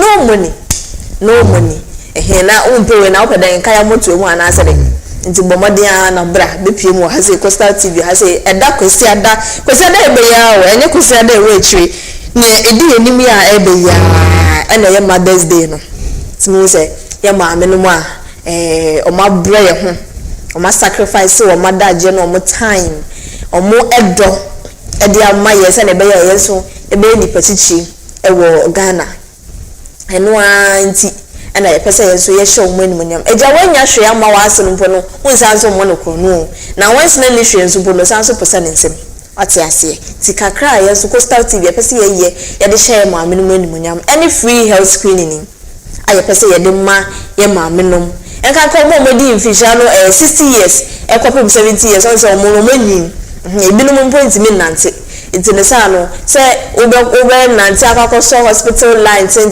na ade no Fabra Costa TV Mother's Day na ye no ndi Mother's Day ni mbom na yesan so enye free health screening en fama enya no kwa yesan so ehwe ye ni yesan so ehwe ye ni eye free eye care no aye yama ye maame no woni ene o kanea so woni say kim we are seeing na akwa ye darkness everywhere uhwe na imagine say yawo abofra awadi be 60 years 70 years na afi awadi 60 ni 70 na fe na wani ba be say wo kwa na nyina no wotena wiase as nipa uhu ade wa wotime esori ko baby a opese wonko bia wo hia so be so wonsa wo hia so obi de wo betwa kwan mu ansa na wako na impofimuli wani etimi efra ananso wani atouchma wo we fa wo start efi ba ne sa na akwa ye arehosem ene mmobo sem ntino yam pese sa no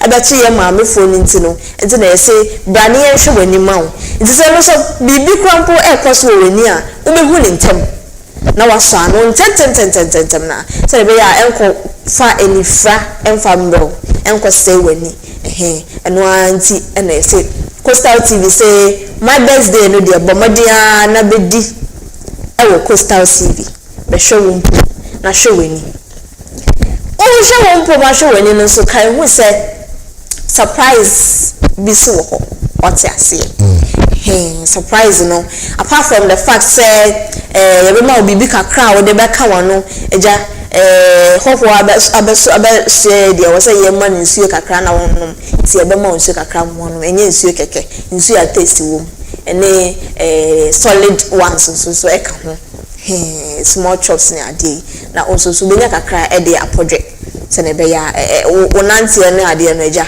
enye kwa na other surprises so sanso wo ho eno no menka wo ha say wo pese wo surprises corner Coastal TV 10th May Kwesiada ebe Mother's Day ube hu surprise corner make one sem and when we started anopa we started we are 1 o'clock until we are 1 o'clock no so who say that time no so wo kwa sorry awakwa sorry Ghana has say sorry na your point 12 English for more call English for na mo me pon be 9 na there but yeah local for no your point sorry be our point 12 wacha also wacha ye one and I yes asem so one it's po sorry na nkofi mpo fa wa sorry atare na ne sport no Sunday sport na no Fafa Coastal TV hase nkofi mpo nko wa ye baby ha ho nkofi nsanso ma lori friend na akonya ba obebre anjoko oju fe wani be ha it's no opon ye na wa fa Mother's Day Coastal TV fi hase na woni ababedi Mother's Day so na make am surprises ho but member so ai upese wo a Coastal TV na edanu ju ha ube hu surprise na ye ka ho asem no ye ni Sanford Hospital and AD surgery and ye sanso ne Fema Eye Care and AD surgery surgery ko mienu we omo abomodin and also mo obodi nkrata ewo eba na pomiden eni ene ye body ni nyina na omo wo mu abodi nkrata mo mu nimdi eche se omo awediri mu ankasa intino so oba na se wo de wo be sure mo sa se omo hwehwe umpu ma wa ombe ye ni yopo edi amount Sanford Clinic and Sanford Hospital ene Fema Eye Care omo yade e wo sa nyuma make ho asemi nen enti bra won ti ahwe o enti bra na ye no eni say dwumadie awafo bi so aso ya say ye say dwumadie ye di no ye nyakos canopies me say ada no o ba fie Coastal TV fie say ya canopies a obehu nyinara if you can nyakos canopies omu canopies so de ne ho twa ho odin enye ne ye wo ti ase na mfa mehu ne koni bia da bi entino nyakos canopies ebebo canopies amaye ma me no wo matena se na be ewia enhye na mami Eunice Abba Saki NPP Cape Coast North woman organizer why me say me to the so me sorry to the sorry why ya dear and kasa na Mother's Day or Coastal TV when mu ma me no minja was akwa and it's no wa bread donations am ma me no dia ba it resemble your eye I don't have to tell you as so when and so catch up why ya dear kasa matches ni pa ya dear say you osemo me da se bi me bi why ya dear kasa Yes, Habasaki. Cape Coast North, MPP women organizer. Yes. Why ya dear kasa? And that you surprise our eyes and our nose, everything. In the entire office. I'm surprising. Surprising. It's a show. On behalf of our CEO, our gift, Eunice Habasaki, Cape Coast North women organizer, MPP. Yes, I know. Also, a senator could be. Yeah. Nti ya mama ze Cape Coast North MP before we are better service or nan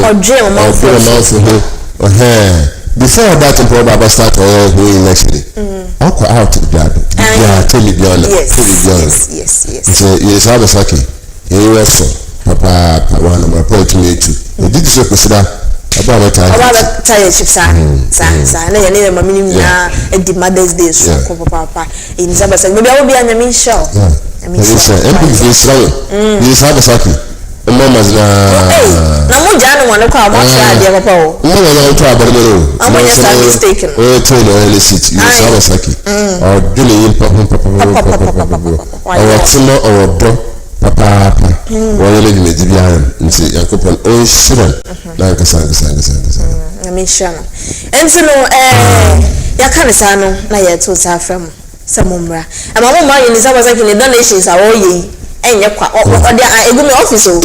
Ma meje a me de be ko me fie at the end of the day. Sanford ne fema ike for so ba e chese mo momodian na mo maji entity treatment. Mo rana mo meje. Na everything na kopum Sunday so what enka ewo Eagle FM so an ya Coastal TV yen sisa ye station ye Coastal TV Cape Coast, the one and only Coastal TV in Central Region. Yene Eagle FM media partners omo no omo so eso yemu se Coastal TV yeso ye bebo de hurama mo se ne be ya amanfo ebeti ne mapa mo de ba Mother's Day and it's no say within this week no see enka Eagle FM. It is the same thing Mother's Day na. It's from now to Sunday ya ebe kwesi ada ebe e ma ye nyina ye ho happy Mother's Day in advance. Ye ma me no ye see ye ni so ade amaya. Me say country Mother's Day ni mu no. What is the country? The country is not a country. Country am before enim no. And statistics will tell you that before unpaid labor omo ye no sanka yesi ye ka omo labor ni nyina bometi omo ka dem say IMF ko mo ntimi my SS kan IMF ntimi my SS kan unpaid labor ina ukofo obi say omo hwe oba kra na bosume akosi obetia no kra bi ni na ayimate for mo unpaid labor omo ye since birth. Can we say it is not an obligation say baby abewo debi simple why be ponyama enye by force say we so onwo sa abofra ne mfa ne mari ase o nti so oba bia choose say obeye saa na che say nipa ko no owotema wodobi ama saa nipa no nti na obewo na bewi ase. It is not by force that I should say tell me sacrifice me body and fa wo nipa ho for embra asase so but so bit me yes that is nipa ko no osa award ankasa na imagine po say obi anwo na ono ankasa ese ma wo de na emum no me ankasa me show metetew what when wunya wo baby mothers nkwa obi awo motherly love bia ene betimi aye star ade interview for Coastal TV Mother's Day celebration kwesiada ebe ye show anim bomadi ansa obeba na oni na bedi Mother's Day. Miss Mother's Day, it's a Cosia's bonus na aso biara ayin there today between ya papa tanta between ya mama enka no yin there between ya mama e bi kan to ibisija bob man ibisija seed mother ibisija nti ya ka do kosida e bo mazina fi yin na ya ko na ya celebrate hene mama wa oda ya kana sanso ansa na bekwa kwaje abuafo nkrat World Hand Hygiene Day World Asthma Day wonsa fasamina ye yasi nyina ye twesi what say ye de boss ade no ho defro ensa ho ya ade bi a Ghana fo bebe na mo mpe onya ne dokun na kwa ese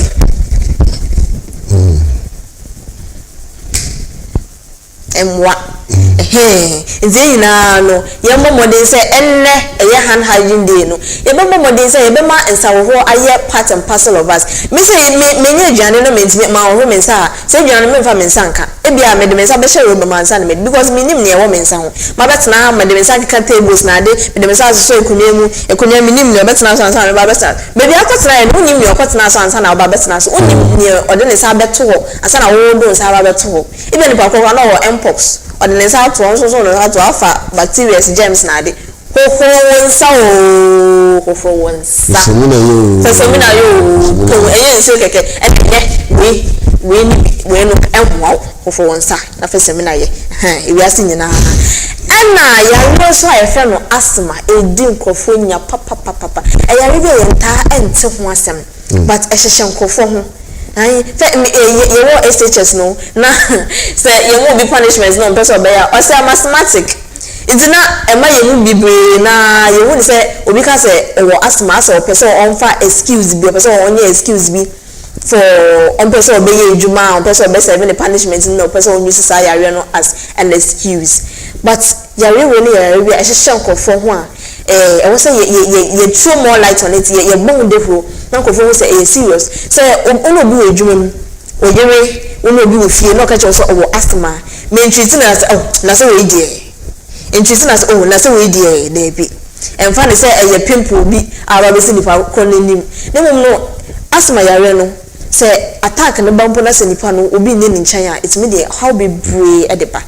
So we say ende eye da ye dey bo hu de hu obi a etu no ho for say ne be ya enkoba ne say obi ewo asthma na efe onya care esese nipa ko no onya ina ye nhye ne so efe mi so ma e be si akwaja bo afon krato na ya ba sesi a no but atraba kai en kompete ahono of be tubo no oba he kan e ba nkomo nkan bia e de woto ahwefo ho na yim yankwamra.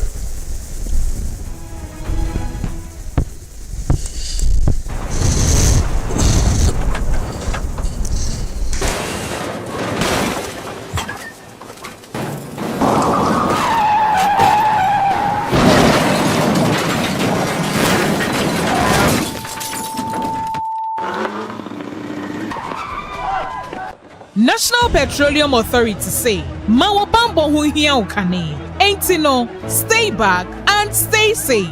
National Petroleum Authority ebo bibia kokose se fuo tank enya kwenhia na edane a menko ho nkwaye wadwen se okosesa petrol anafa ngo no na afin so menye wadwen se wo ben fuo tank enya kwenhia ne ho akwa kodwitwa videos ana pictures na petrol anafa ngo wo hwen so ohua ko wo mu a enye sunsu aso bone ewo apomeden sem so fango so eho ahometinti no enfom so akitu ebi ebetumi ameja tom ama na gise ewom eba ne saa nipa dodo timi femu hihye ehwe mo nkwa emeja pade dodo na nso esei eno nti memfa won nkwa nto chacha enye saa obenu ho nkwa na nyina se wo hu se fuo tanka bi enya kwanhia na dane amafango no ebugu mpa hwa na wa aman ho da stay back and stay safe. Emomo no aya fredum je jumayefo ana posifo no mo mehwe so ano wutumi nso efre National Petroleum Authority ewo 0302 550 380 kaise wonkwa wo hoi ehu hia bebre esensa afango no kokoboi National Petroleum Authority enede bro.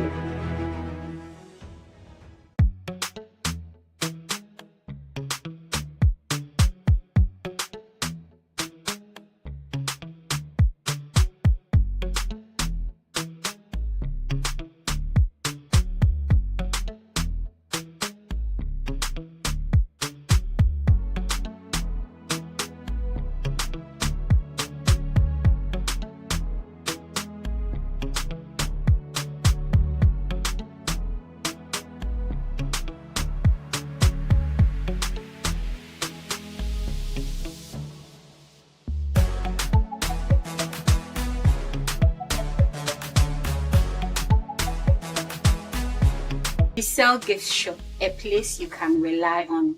You call on us and we'll deliver. Thank you.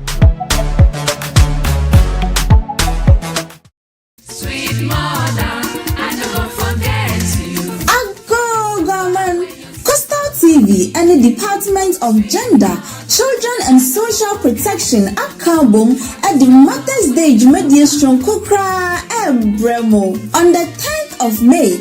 Eriasinina Eyesi was a Yafan Kai and Nanuno. Coastal TV and the Department of Gender at Kabum at the free health screening and the free eye care at Breya Marminum. Leonard just some cross on the say. Yansho ya mame no mumpo mwewie no anania kakra wo ha mo de bagi ko mo no ni nyina eye free won't ya simple akra wompe we na wopeden Mother's Day we die se wandi ewo Coastal TV na wa ye ho ankasa enti beka ye ho na yende enanom da chichiwa etise abra yesanso ahwehwe ya pomuden Coastal TV Mother's Day celebrations celebrating mom today and always. When I dey hungry, my mother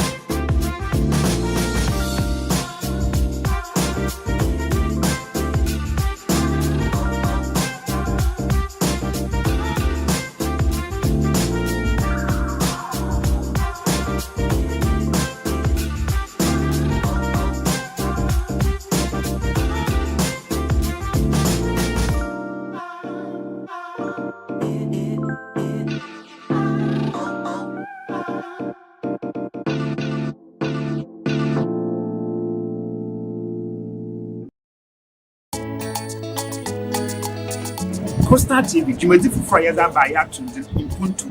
It's about development. You discuss issues of national concern, issues of central concern, matters that concern central region and Ghana. In Puntu Sama offer Kepus, baby will be in Puntu Sama offer. Or your one and Asadi, there or Sade or in Puntu, or the baby on the Yedin in Fubana over Tanasi. We are no what the man. Or your one and Asadi, those in Puntu Baba Kepus. One and Asadi, those in Puntu Baba Central region. One and Asadi. Those in Puntu or Baba Gani Minara. In Puntu Sama offer Kepus, baby will be in Puntu Sama offer. Or your one and Asadi, there or Sade or in Puntu, or the baby in the P and a Batinasi, women down of Pediara. Live ever Coastal TV. Coastal TV, your own face, your own voice. No me yesi machara. Yesi macharo. Mewe.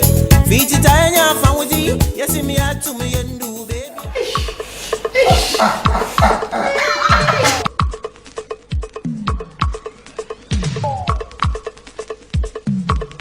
Sankaliwa.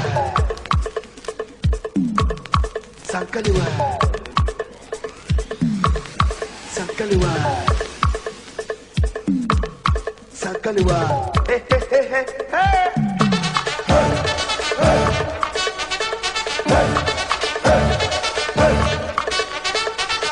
Iti be Sankaliwa.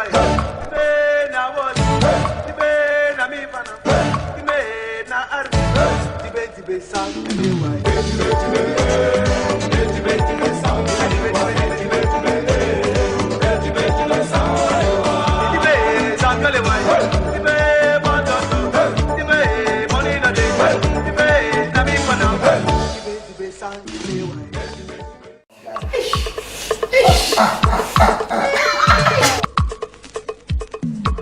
Sweet mother, I never forget you. Coastal TV and the Department of Gender, Children and Social Protection at Kabum at the Mother's Day Mediation Kokra Bremo on the 10th of May. Was a young fan Kai and Nanuno. Coastal TV and the Department of Gender at Kabum at the free health screening and the free eye care at Breya Marminum. Nene just some cross on the say. Show your mamma no poem where we know. And only a cacao of how what the baby call one no, Nina, free. Won't you ask him poor cry? Won't pay way now pedding. Mother's Day way, dear, so one D. Coastal TV, now I young one cassa. Ain't the back home. Nayen day and none of that to chew at to say. I'll buy your son so I should show your pomodine. Coastal TV Mother's Day celebrations. Celebrating mom today and always. When I've been hungry, my mother go run up.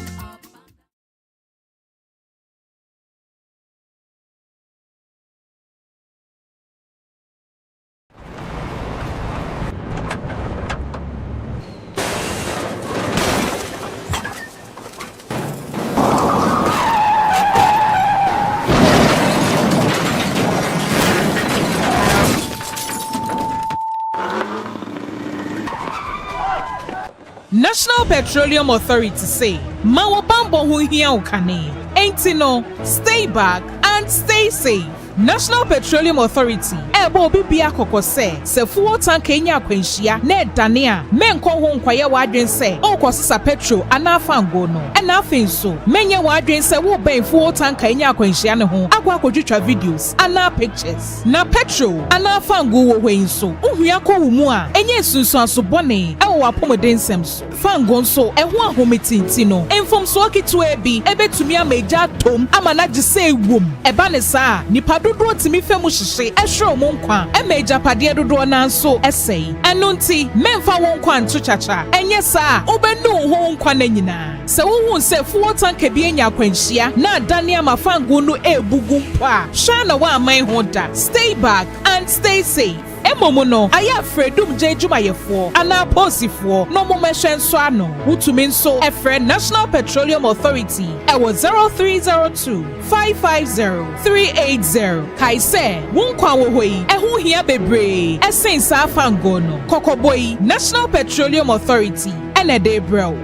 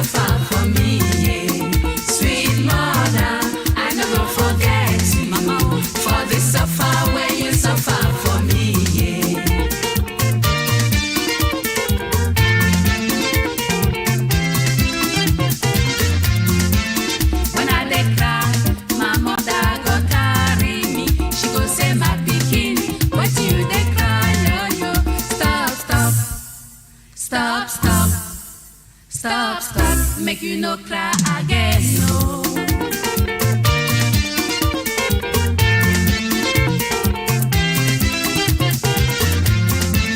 When I want sleep, my mother go text me. She go lie me well for bed. Oh. She cover me clouds, say make you sleep, sleep, sleep, my pikin no.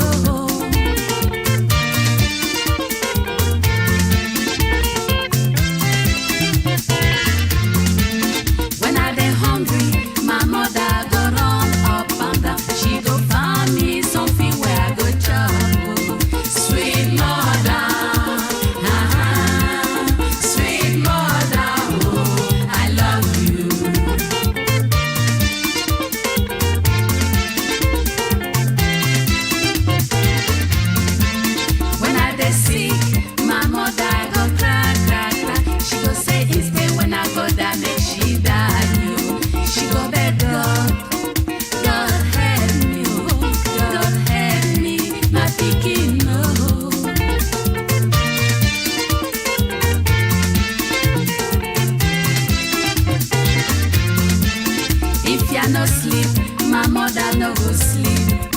If ya no chop, my mother no go chop. She no dey tire, huh? Sweet mother, I no go forget the suffer where you suffer for me, yeah, yeah. Sweet mother, sweet mother, oh, I love you.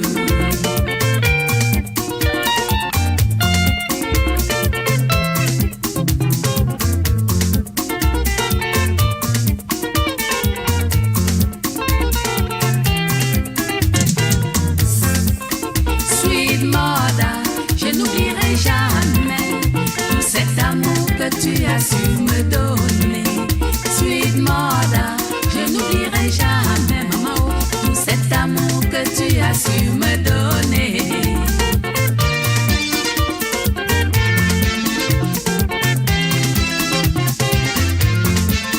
Quand je pleure, sweet mother me prend dans ses bras et me dit mon bébé, oh pourquoi tu pleures, yo yo, stop, stop, stop, stop.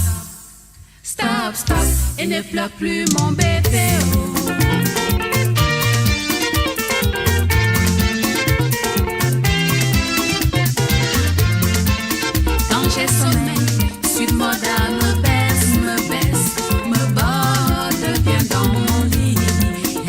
chante une chanson. Fais dodo, mon bébé.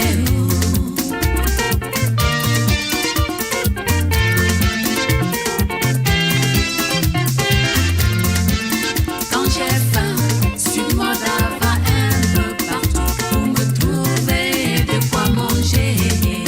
Sweet mother,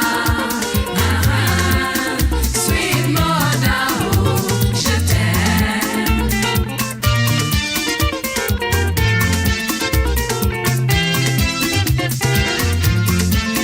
Quand je suis malade, sur mon drap, je pleure et dis mon Dieu, prenne soin de mon bébé. Elle prie tout haut, Seigneur aidez mon bébé.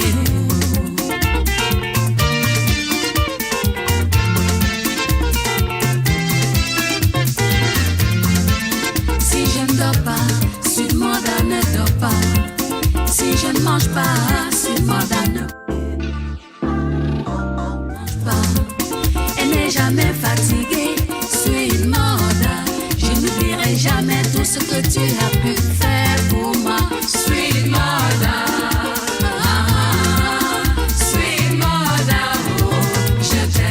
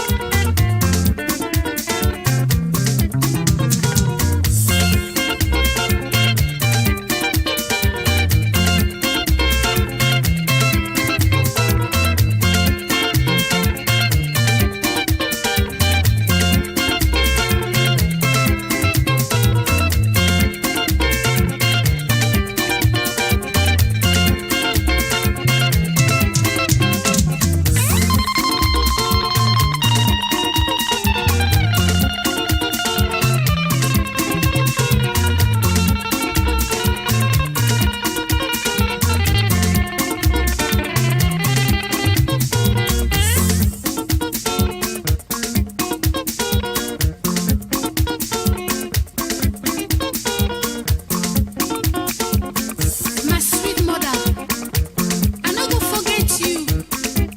My sweet mother will suffer for me. When I dey cry, my mother go cry. She no know wetin you go do. You know well. Na wetin dey worry you, my pikin. You fit get another wife, you fit get another husband, but you fit get another mother. Oh no. Ah, ma sweet mother, qui a tant souffert pour moi. Oh, quand je pleure, ma maman pleure aussi. Elle dit, qu'est-ce qui ne va pas, mon bébé? Tu as faim? T'es malade? Oh, tu peux avoir un autre mari, tu peux avoir une autre femme. Est-ce que tu peux avoir une autre maman? Oh non, impossible.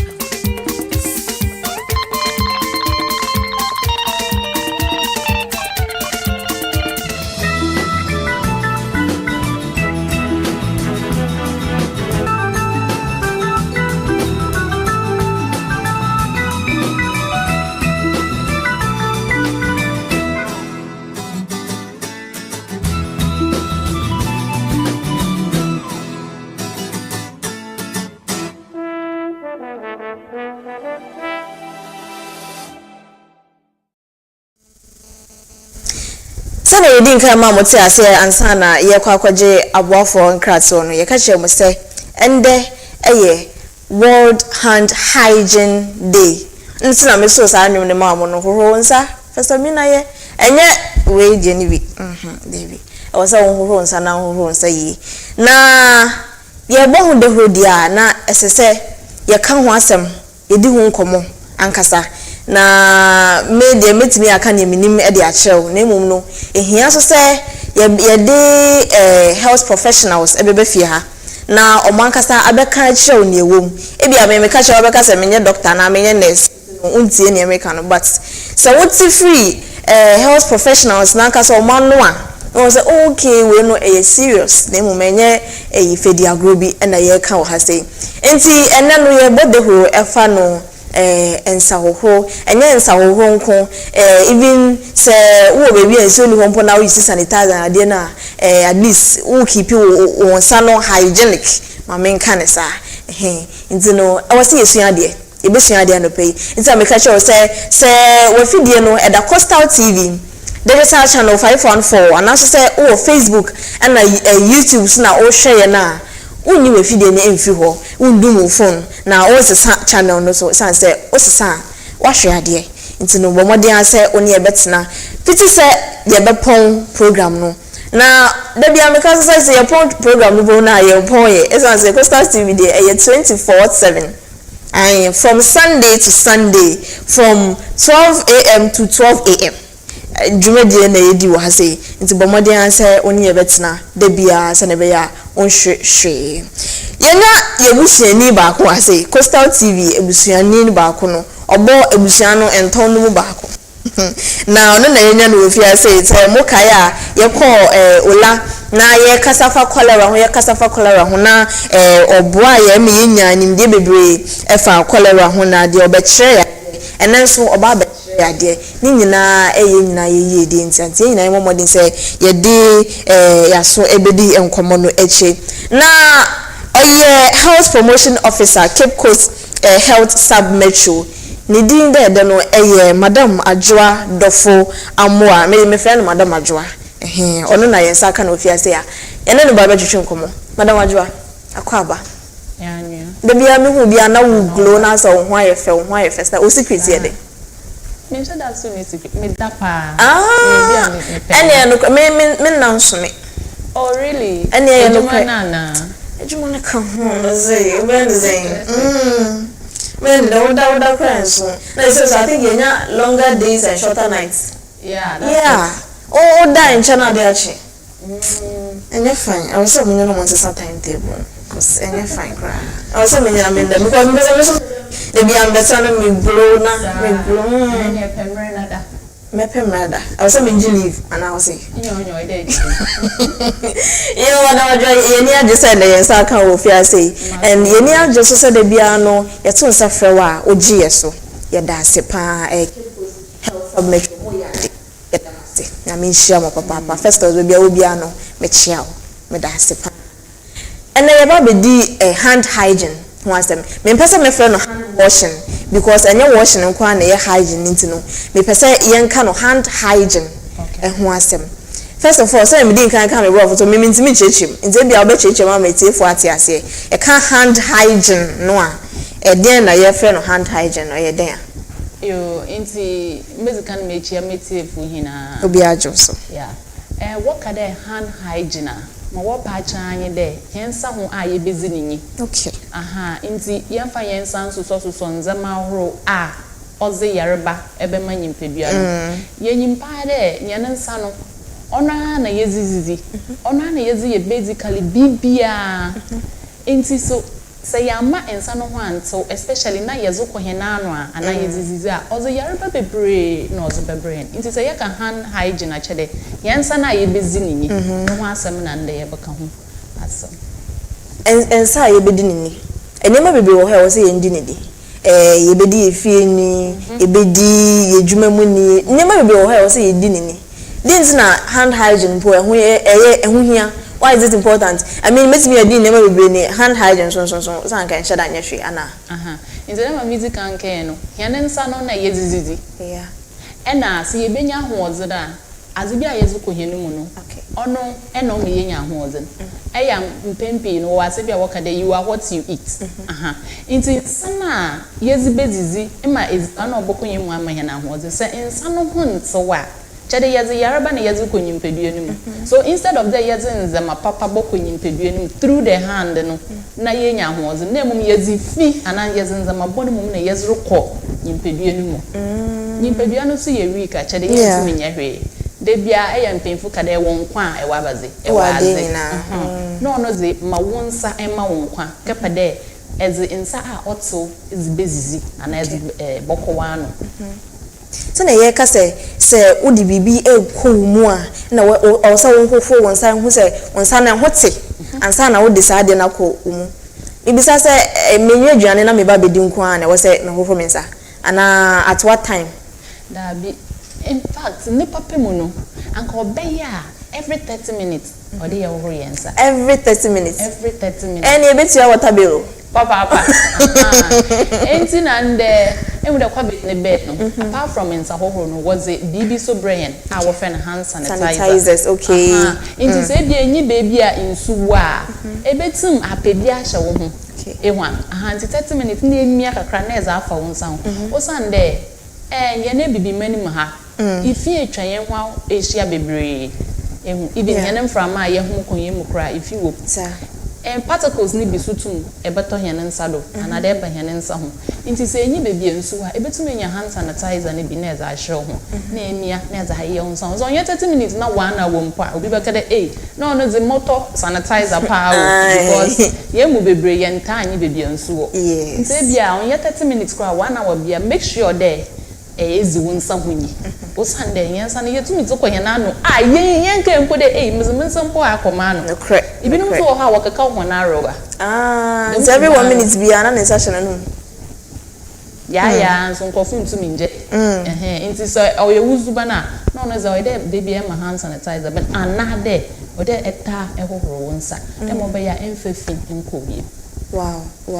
na efi a edi ko yem ebe ma yare we COVID call into yare benza na sa efi ni ade we betimi dia mama cause COVID ni hobi yare na odos odos bebre e wo dey yezi kanka cholera e ho answer and apart from cholera diarrhea and so ho apart from diarrhea and so yare baby a yetimi nya no ezibani typhoid wo ho and I yarba horo bebre ayenya no wezman basically eziban say yensa na yezizi dem ma horo nyinara the yarba brain say hu enti no yensa ne ze oye yebaka oye hene nkwakwan enti oye de bia da yeshwe mu de yezi nenyi okay now me ankasa my personal question person be say on say I was saying keeping hand sanitizers away in chain most of the time me ankasa ya na maintain trusting hand sanitizers because me feel say if you na chemical bi wo na me dey akwa kodidi na no so akwa fa problem before for bi ana enter sa o da bi emu dey answer na what bibia babagwa no do dey yen use no na wa yen hwehwe afei so hen food and standard board won so wa yen hwehwe me hu dey the mazi oboboa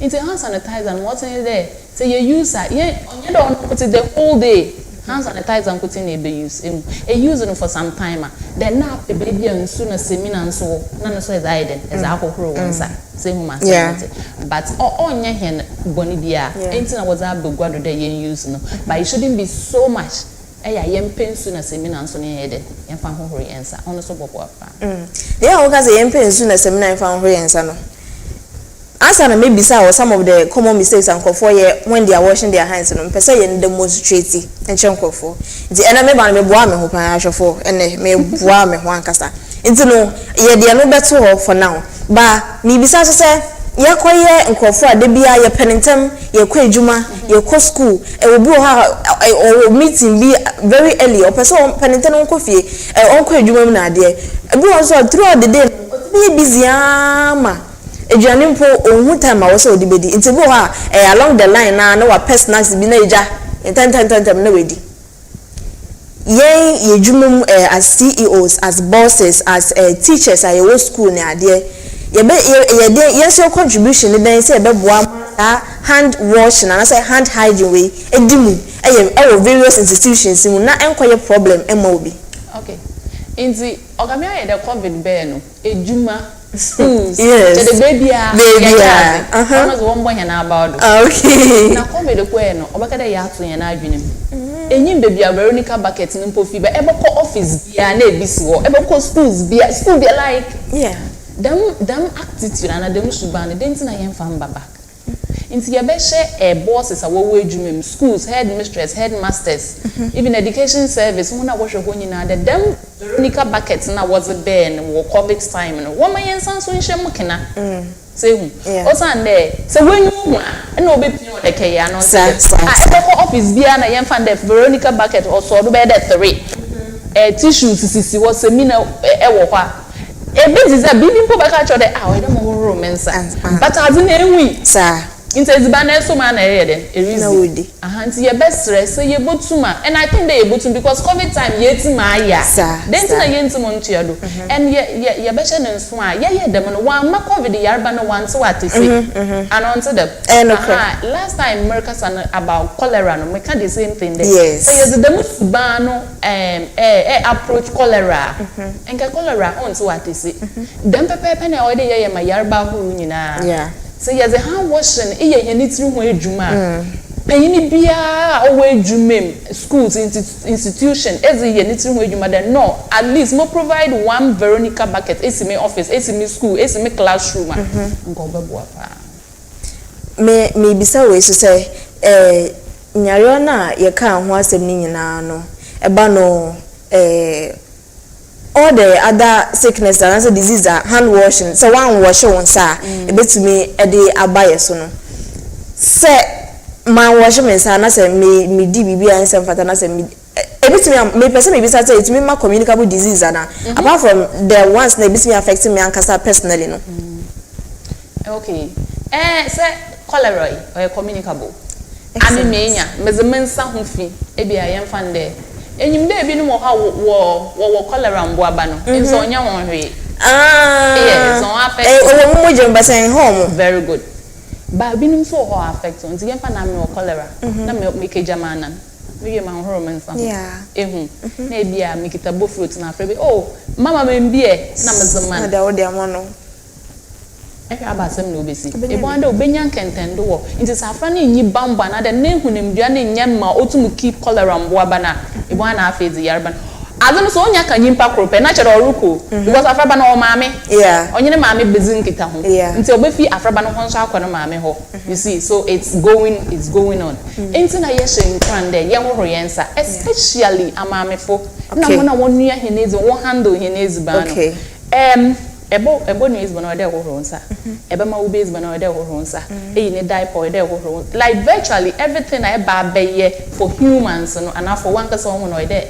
make sure that hohoro nsa am for your so free pem na ye keyes ba mama ye go straight to the kitchen because there no me sure pa de wonsa ko baby I win sometimes inti before ebe ko kitchen crowd e ko yezi bana ma wo family no then it can ko washroom ko hohoro wonsa in sooner seminar and sana see as hand washing is the kind of name I hope do obobwa the yarba who be brave and okay because looking at that class I want to me too careful because who wonsa no obi betimi a enhoho ne sa no ne akwa fire no de aba sign on ade nti na we have to play very good then it will work now ye health professionals in kasa maka hospital obi edene nsa so me mu abra wan share gloves ka bibi show mo me why nti konyen hospital set na ye wo procedures ahoro wa ye share gloves ena ye wo tzenye nyina okay ye fando aba ye check BP onozi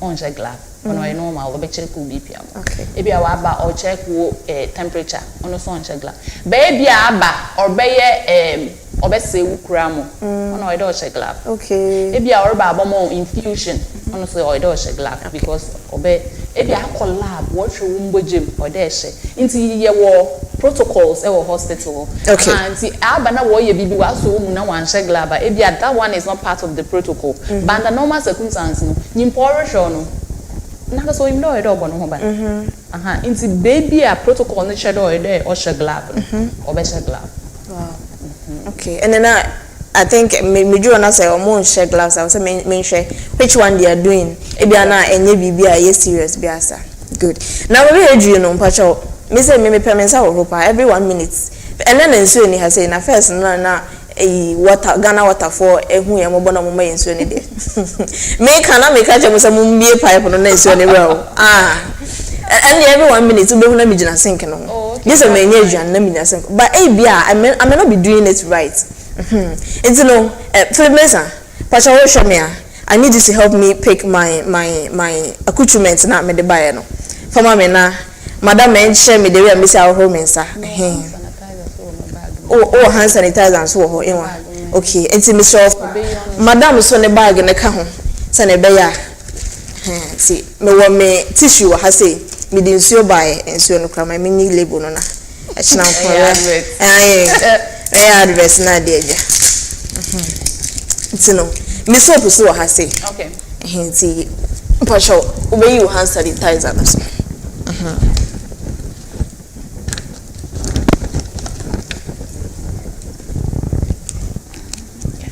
Okay. Enti no basin so ha say almost around running water. Enti no me sorry kakra. Okay. So first of all, this is my soap near na was a menya first. Into say about one sir. Okay. Okay, what's the kind of me hand sanitizer and demonstration. Okay. Hand sanitizer no onye de yenya ehumo boro wodo. That be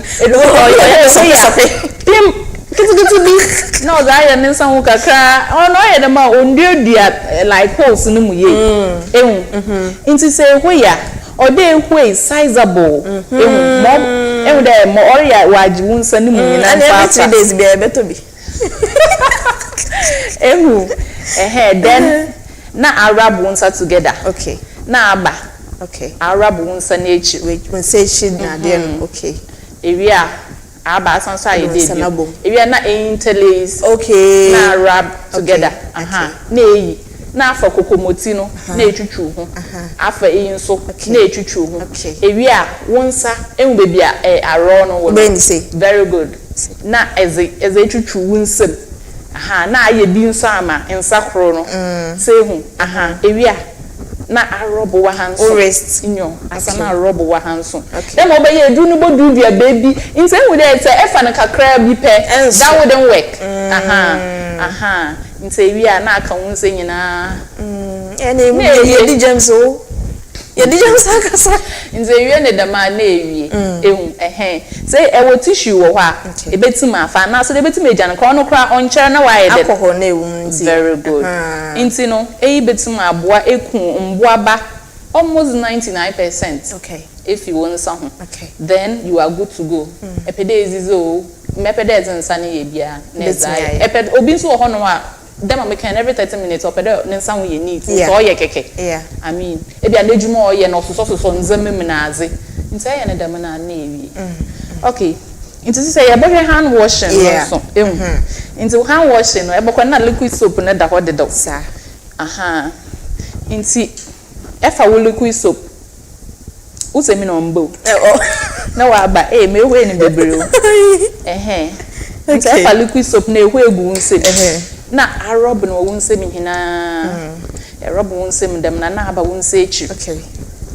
Arob wo nsem in between the lines no na dey in between the abwe bia na efibi owo bia na de semina no wo kan dey ye na enyu o ba shishin obo then na aba hanso the other hand no. Okay. Ewa then ewia na aba I interlace. Okay. Na ye inti chede abwe bia so den bia so obede ne obewu me sere ye no. Yeah. Inti ewia na aba na aboso kokomoti no. Okay. Na asa na aba aboso kokomoti ewia na afi na akwansa no dey na go chuchu. Yes. Wait a minute. Okay. Eze chuchu ewia na ata na hanso na eze chuchu na eze chuchu ewia na aba na afa eze chuchu nti yesterday eya woma ya no fingernails nyenta ye ntwitwa mama onya tonton no wo baby say wona wo say nails ne and you wala you want one problem I so dey brush na wo dey twitwi inside ewia so na aba na aye hanyina. Okay. Then na ye dem aka rest. Very good. na ye race ebi nso obi baby said and entu mo ho nko wa botwera you can if you want to na ho akwa botwera na ho akwa wa botwera say we ndidi ho ana anya obi ho ope like extreme hygienic na say okay ebi ana anya then you wash your hands under running water wa ha yeah it may be your source of pipe it's no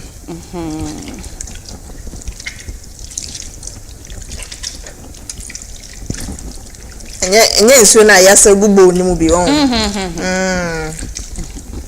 ade nti no na enye ma ye yasa gubo mu emu de erhohoro mboa bani nyina ma we fi wonsa ho akọ yeah enti se eso nso gubo na eso ogu ho esane ze mboa bani abebio abebio we enye semina ne kana ohọ no ma na we na asane ze na aba na asane ze na aba na asane enti chede abaze na ye 90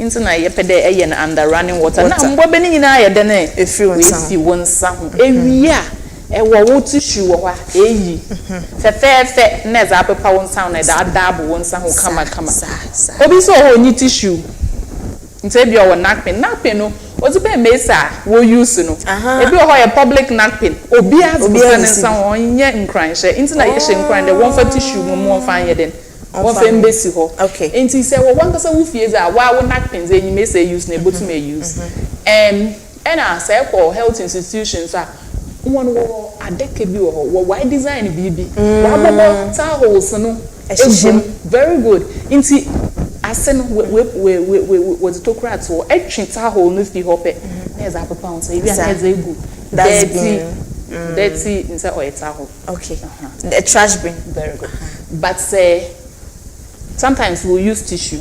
Okay. But baby, any tissue, any towel, you can just leave your hands in the air like that. No one can say na in demonstration yen. Obi ansha no nso. On yes. Me beto wo sink no ho na say ejei onya ne wo sa wonya. Metimi ama madam akọhye no. Tino. Ana ma joy that's it pa. Sure.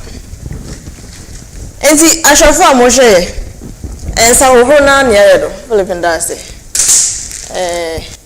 se fi na ekọ no wonim se enye ensa hoho bia na yensa hoho na enye sanitizer bia anso na eye sanitization o sanitize na o sanitize ni on dey madam imi a sanitizer me kwa na me machine it means every 3 days be better but that's enye no was say you how at the end of the day ne hia ne se onsa no eho beti na onkofa yare ma ho sanitizer 60 days or 10 days no enye no na beje onko and top paracetamol kwa nti nyina ye nhye no enso ya ka ne se wie no na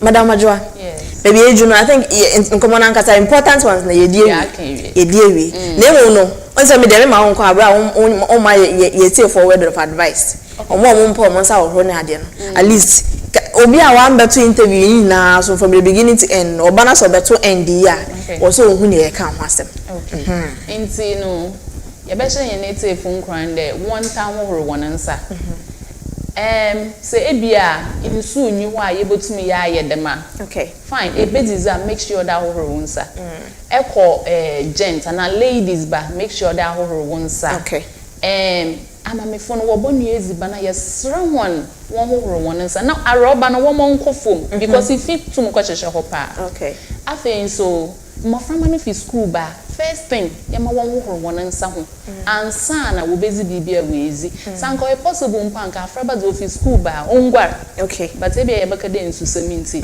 wo make sure that when e wa ho wonsa ho ansa na wona what na eziba no won found some hohoro enye ho nitiri ho adwuma won tan hohoro wonansa na ye nsa na ye gigi sika no na ye zeti eziba yes de won pe na won ye bibi wo ho because sika na ekita no mbo ba bebre wo ho a emfa enwa ye den nti ye hye inde ye hand hygiene day nti ye rehye mbukin ade obiara mfanya nitiri ho adwuma de obota wa hohoro nsa tenyi bebi nso won so a ebe use hand sanitizer na men ye etimodze was sanitizer mia no onye bebre wo nse na na fa wo nsa Madam Ajwa yɛda ase paa ɛnɛ me akora mbo a mepɛ me nsa wo mpo no mesua bebree aka ho ana minim nti we nyina no ɛbɛboa me nti ye nyina so yɛnhye ne so saa so wo sa ho te a bɛma aduane a wode kɔ uyem na ade anyi nyina no enkofa ha obi a emfa mbrew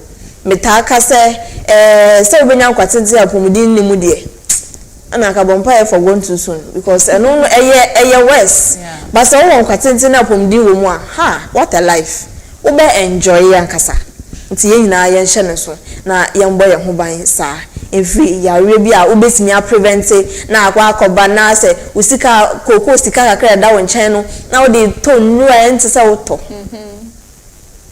me have said my own ne metimi aya na meye no se me de madam adwa beba na oba be bo hu de huro na wo so wehu ono so was na oba wo huro ne nsa me say ni nyina no se wo nti a enkosi hwe but se wuti a ebebo ye nyina World Hand Washing Day and na me nyina happy World Hand Washing Day and then ho fire business faka business no ankasa ho sankasa na ho nto Health Promotion Officer from Cape Coast Sub Metro Health Sub Metro Madam ABDULLAH Amoa na obeka yensa ene ya yedi nkomo fefefa etise ye gya ne kwan amanakọ na mu mema ne kwan amanachi obi ansa na we fi ha ko.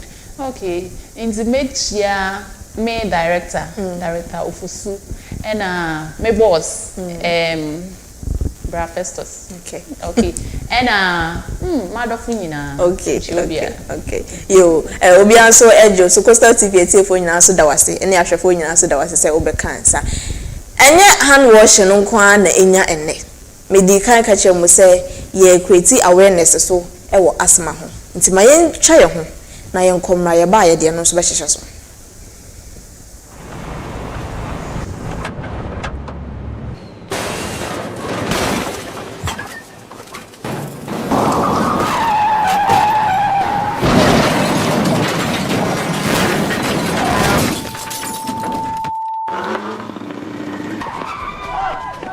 National Petroleum Authority say, Mawa Bambo hu hia ukane. Ain't no, stay back and stay safe. National Petroleum Authority ebo bibia kokose se fuo tank enya kwenhia na edane a menko ho nkwaye wadwen se okosesa petrol anafa ngo no na afin so menye wadwen se wo ben fuo tank enya kwenhia ne ho akwa kodwitwa videos ana pictures na petrol anafa ngo wo hwen so uhua ko wo mu a enye sunsun aso bone ewo apomeden sem so fango so eho ahometinti no enfom so akitu ebi ebetumi ameja tom amana gise ewom eba ne saa nipa dodo timi femu hyehye ehwe mo nkwa emeja pade dodo na nso esei eno nti memfa wo nkwa nto chacha enye saa obenu ho nkwa na nyina se wo hu se fuo tanka bi enya kwanhia na dane amafango no ebugu mpa hwa na wa aman ho da stay back and stay safe. Emomo no aya fredum jejuma yefo ana posifo no momehwe nso ano utumi nso efre National Petroleum Authority ewo 0302 550 380 kaise wonkwa wo hoi ehu hia bebre esensa afango no kokoboi National Petroleum Authority ene de bro.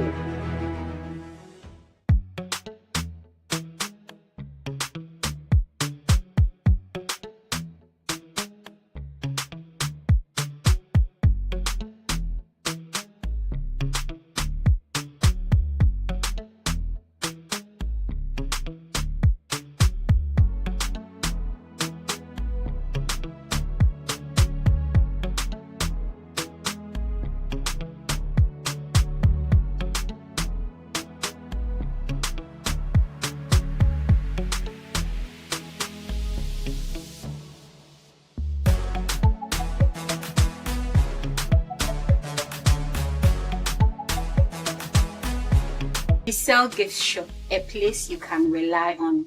You call on us and we'll deliver. Thank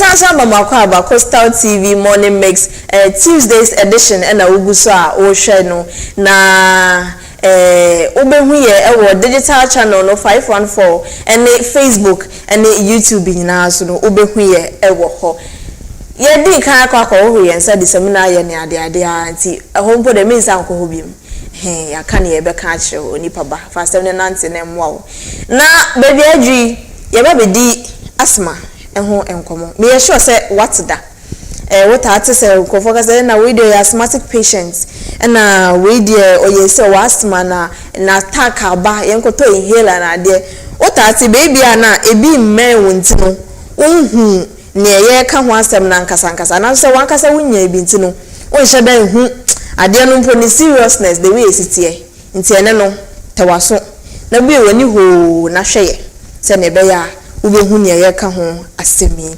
obenya yensa kan no ha say eye doctor ba ko pe me dem say Coastal TV the professionals ne na eba anya kwanjan for no azaze ye the professionals ankasa ba se ne be ya ombe bi wani amu ohu ne ye ka ho asem na oye senior medical officer Cape Coast Metropolitan Hospital ehona odi ni juma ni dino eye Dr. Harry Anaman ase fene Anaman but onshada ente elective fancy obechichim but no problem enti ono na na ye ne ba bedi nkomo afa asma ho ye pese o che etiefo ne ahwefo asma yare no po ne so etesen obi ne bia etesen na what can we do e de ne betimi aye afa sa yare no ho enina doc yes ye mo akwa Coastal TV ahwefo nyina eni agese ene wabeka yensa wo fi ase me da say wa frame me mama ba yo ye dey be fro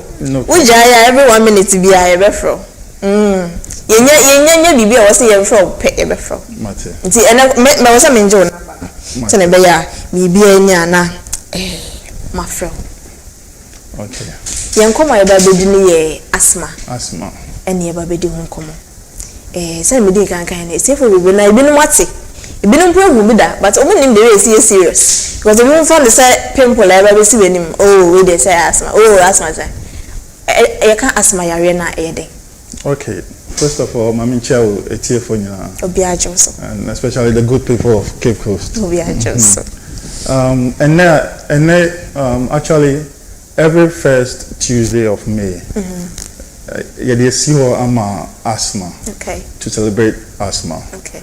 And by so doing, we are doing that to promote or increase the awareness of asthma, promote the care for people with asthma. Okay, so that's every first, and the first Tuesday happens to be today, which is 5th May. Yes. Asthma, it's actually the inflammation of the airways, the kind of inflammation of airways. And nature say, a quina yahume ephemono pathway no maybe a blockade and a quina see. Okay. Into inflammana is normally and is a film no into me then film. So basically there are factors that make people have this condition. Okay. One basic factor is genetics. Genetics. Yes, evolution. So evolution. It may run it through families. Basically, when we say obi asthma, obi tracy family tree no, na obi oha, evolution, yes, or asthma. So it's genetics, and also there are environmental triggers. Okay. Nyame bia na suban bia na things in our environment are contributing to us getting those airway inflammation. So certain behaviors also. Obuha ope cigarette or smoking. The other factors could be allergens.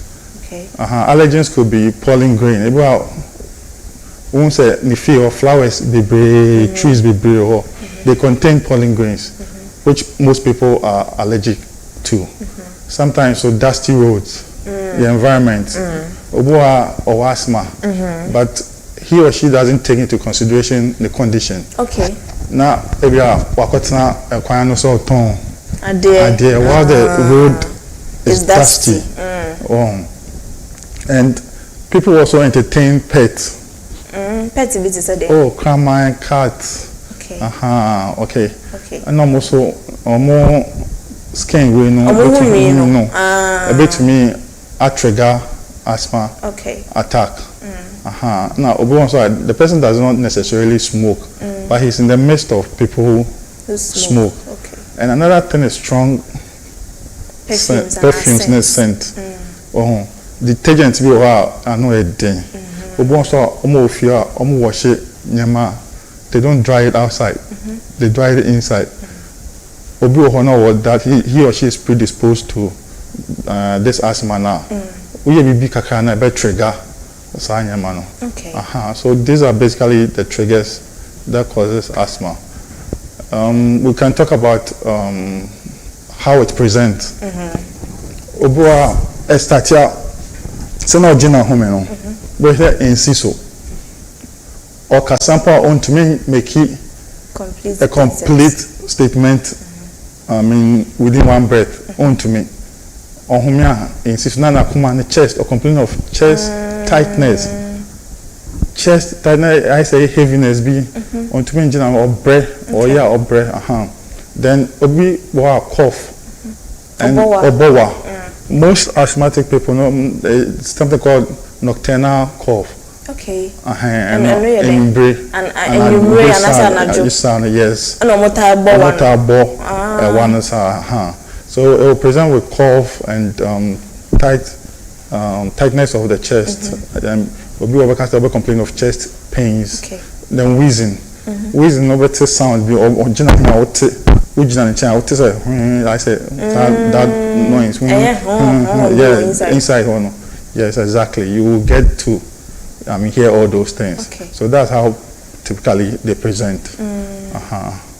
Okay. Now, sir, obi wobia, minimum conform wobia, enye debia na who say omonya sa attack.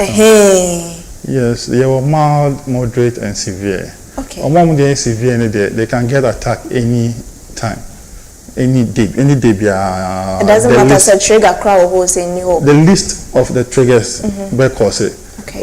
Mild, when you attack once or twice in a week. Okay, moderate when you have more than 3 times a week. But a severe one almost is a daily thing. Such a person is a okra inhaler. I can share a story of a friend, a colleague told me a story of his dad. Okay. Who had a new car. So he went to visit the family in the village. Okoye, unfortunately, he didn't have his inhaler with him. He had an attack, and the next hospital was like a mile away. Oh. Nobody in the village could drive the car. Oh. Nobody in the village could drive the car, and there was no inhaler. So at that point in time, what happened is they had a taxi driver dropping off load to carry him, but unfortunately he could not make it to the hospital. So in times like this, today, which is a World Asthma Day, we will try to create awareness and see how possible we will make inhalers accessible to people living with asthma and the general public. You never know when an attack will come. Yeah, especially in the rural areas. Yes. We're creating awareness so that it's like a facility like this.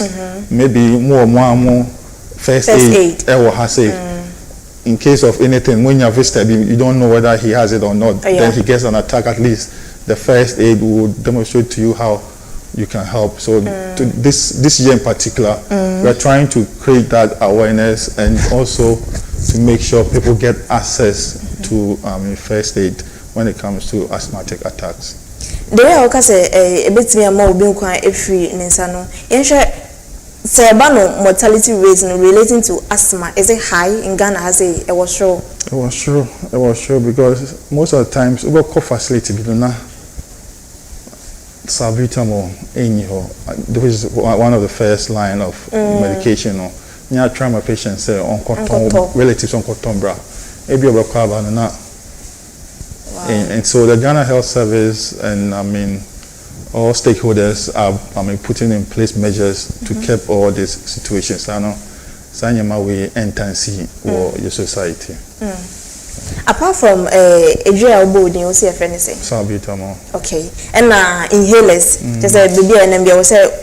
So there's advice you carry one with you. There are portable ones, you carry it with you. You're portable so. Oh, it's the Uber hospital, you plug it once they seal so no. But normal ones, yeah, now be perfect every now and then. Not just say, Obi or asthma ni be na say, I reframuli. One funny inhaler kind of one. Isn't there be a bit me around immediately? To help the person. The only thing we can do is to prevent the person from getting access to the triggers. So I say me perfume when I don't wear perfume, I feel like I'm not fully dressed. Okay.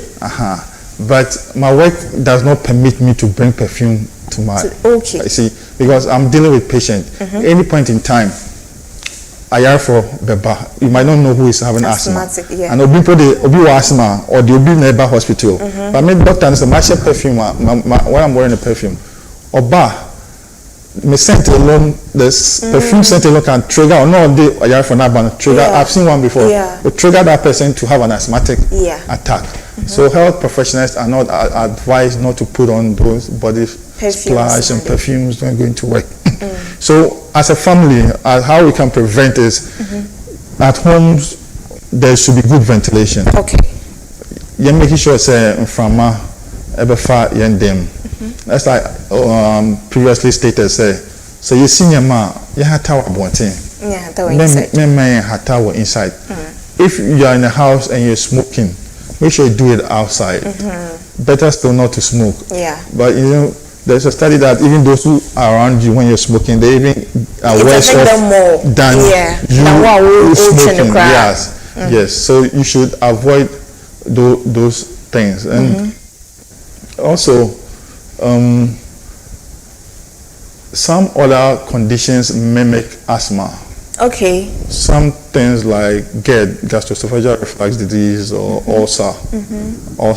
So sometimes when people go to hospital, I mean, if you are not careful, you might be misdiagnosed as ulcer or something as asthma instead of ulcer. Because also what happens is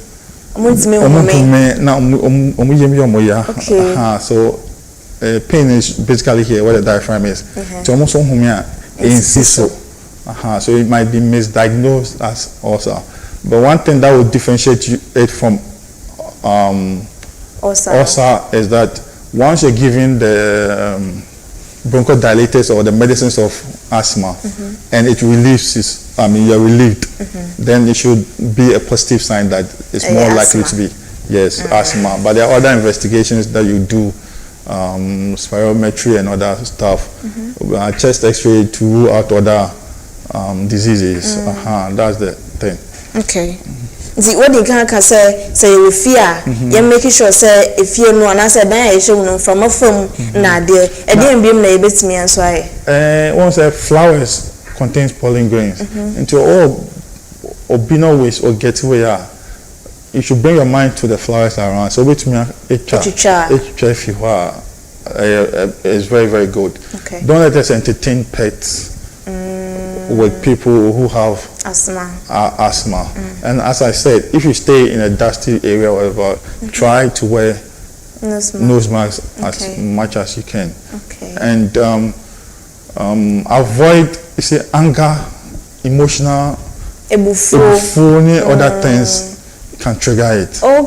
Yes, stress, frustration. So if you train yourself not to be frustrated with everything. That one takes a piece. Listen. Okay. So basically, those are some of the things we will do to prevent it. What do you come here to say? Obi will be seeing na asthma. There's a likelihood say nipa obewolo nipa kona the first generation can get second. If you are first generation, probably to my first generation, second generation, best keep third. Grandfather or children, and children, and so it can skip genetics. It can appear in any by random selection, so it can appear anytime in the family. most of the time say you're able to say, for example, epilepsy. Say you will be not saying if I call any attack and I bones will be a journey because a person didn't say how can on be a quackano. Asthma so will be to me attack all of a sudden. It's not contagious. Okay, and one of person can share. Yes, some people think yes. Once the person is having an attack, they're scared too. Some also attribute it to spirituality. Oh my God. I mean, bosom be bad. Instead of you helping the person, what time the people now, which are assuming say a case and all sort of things. So it's not contagious. So okay. At what point, Anna, a transition from needing a normal inhaler to going to the hospital? Okay. When you know any pakono or kasampa onto me and in one snippet, like me and you communicating, I'm breathing whilst talking. But before ending a sentence, now onto me jina home, that's a very dangerous sign. Okay. Now if one say the pakono on the chest or that or really like or feel tightness, chest tightness now. Straight, you have to send the person to the hospital. Okay, once any person demeanor as a son, I say disorientation. No, or terminal panical hospital.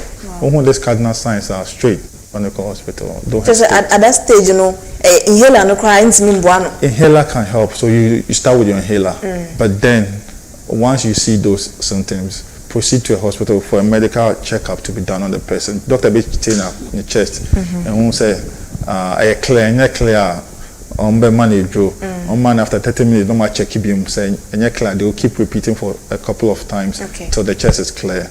Then some might need antibiotic follow-up and sometimes pneumonia side other infections that needs to be treated. They will be treated because perhaps those are the infections or the conditions like that is how do you call it, exacerbating the issue.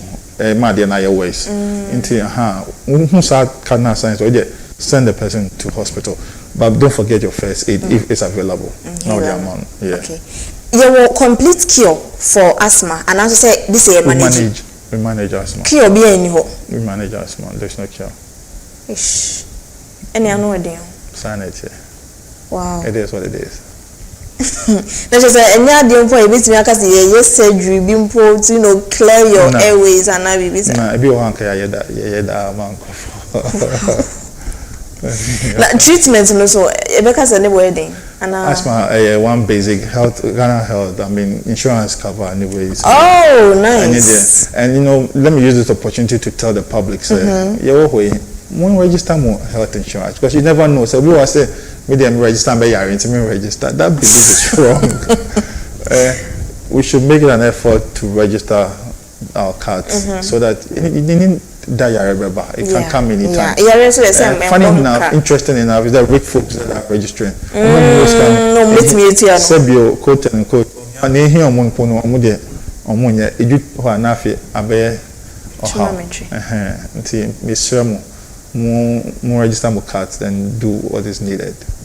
Doc, answer na ebe sorry so no yemwe no ya kwenti no enche ebe sorry so na answer na ebe ko no yemu bi wo ha ye ne asthmatic patient eti obi wo ha oni fi obi wo ha wo mabel 3 ba kon asthmatic patients na anytime bi ebe ka se bi a yenko bibi na ho na asthmatic na attack about so most of us yen who is say a serious something sa enkrofo na yen fa sa asthmatic area ni serious no asembe na we can share. Bad advice is if you have such a person in the family, give certain care or attention to that particular child or particular fellow, because condition is different. The rest will be doing. You don't expect that person to be doing same. Okay. You see, one thing the family should know that some call scrub bathroom you exempt them from those things. Okay. Then one particular thing that I personally lost a colleague doctor. She was sleeping alone when she had an asthmatic attack. Oh, okay. People with asthma, no, and it's advised when some dad, Edda. That be no or asthma. Make sure the siblings are with him or her, or you, the parent, sleep with that child. I mean, sleep by that child. So one yes, when attack comes, it will be difficult. The person might be trying to even reach their inhaler, but they will not be able to get access to it. So please, let's pay attention, ma. What's our problem now? Don't let's tag them that you're lazy. I'm pay juma. No. Excuse. Would diagram over baby papa. So please, the family should take note of that. Now I would have advised to Yena, your husband, so younger son, young serious and put no serious. Maybe only say your call perfumes are Cassian, but you can be check. That one is a personal decision. You need to advise yourself. But you answer this me advice. Asthma patient, no club, I say shisha. Oh, you should advise yourself. So once or asthma, and could not dusty place Tonya mana we should know that this is the condition we're having. And wherever we're going, inhaler. It should be part of us. It should be with us. Okay. Everywhere we go. We should take our inhaler because we never know when the attack will come. We don't know where the triggers might be. Until remember, can say we should take our health serious, know the do's and don'ts of our conditions, and follow suit. And at the end of the day, we'll live a longer life. That's what we're all looking up to. I should say, you bring young quatentia and hoarding room and quatentia, young quatentia behind a young quatentia. Near hoarding room, no, and when I was saying, I should say, yes, a becca. Doka cabibri, yes, sir. So, when they may a honor cranny here, no, we will be a war, we will be now asthma. Now, what I say, Obamano, special attention. We now walk people of special needs in home. You know, I shan't say, brush or more side, nay, pay and conquer serious, not one actually, not a colanos from Hashan. I say, Nipa Chronoso, no actually, Tina, yen shed in the so sad. No one can answer why I really been. Advise yourself now. Show me na uncle fat a helbia and fat uncle bro in I yen so sad. Baby, you know, and come on, baby, in a yedi. A dink I hand washing.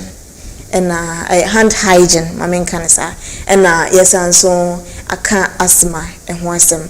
Once she no near meet me dear Jawa, and so say a pumude papa in here. Once she no, with the first which you say, oh, a pumude papa with me young quatenting. Amen. I was I say so.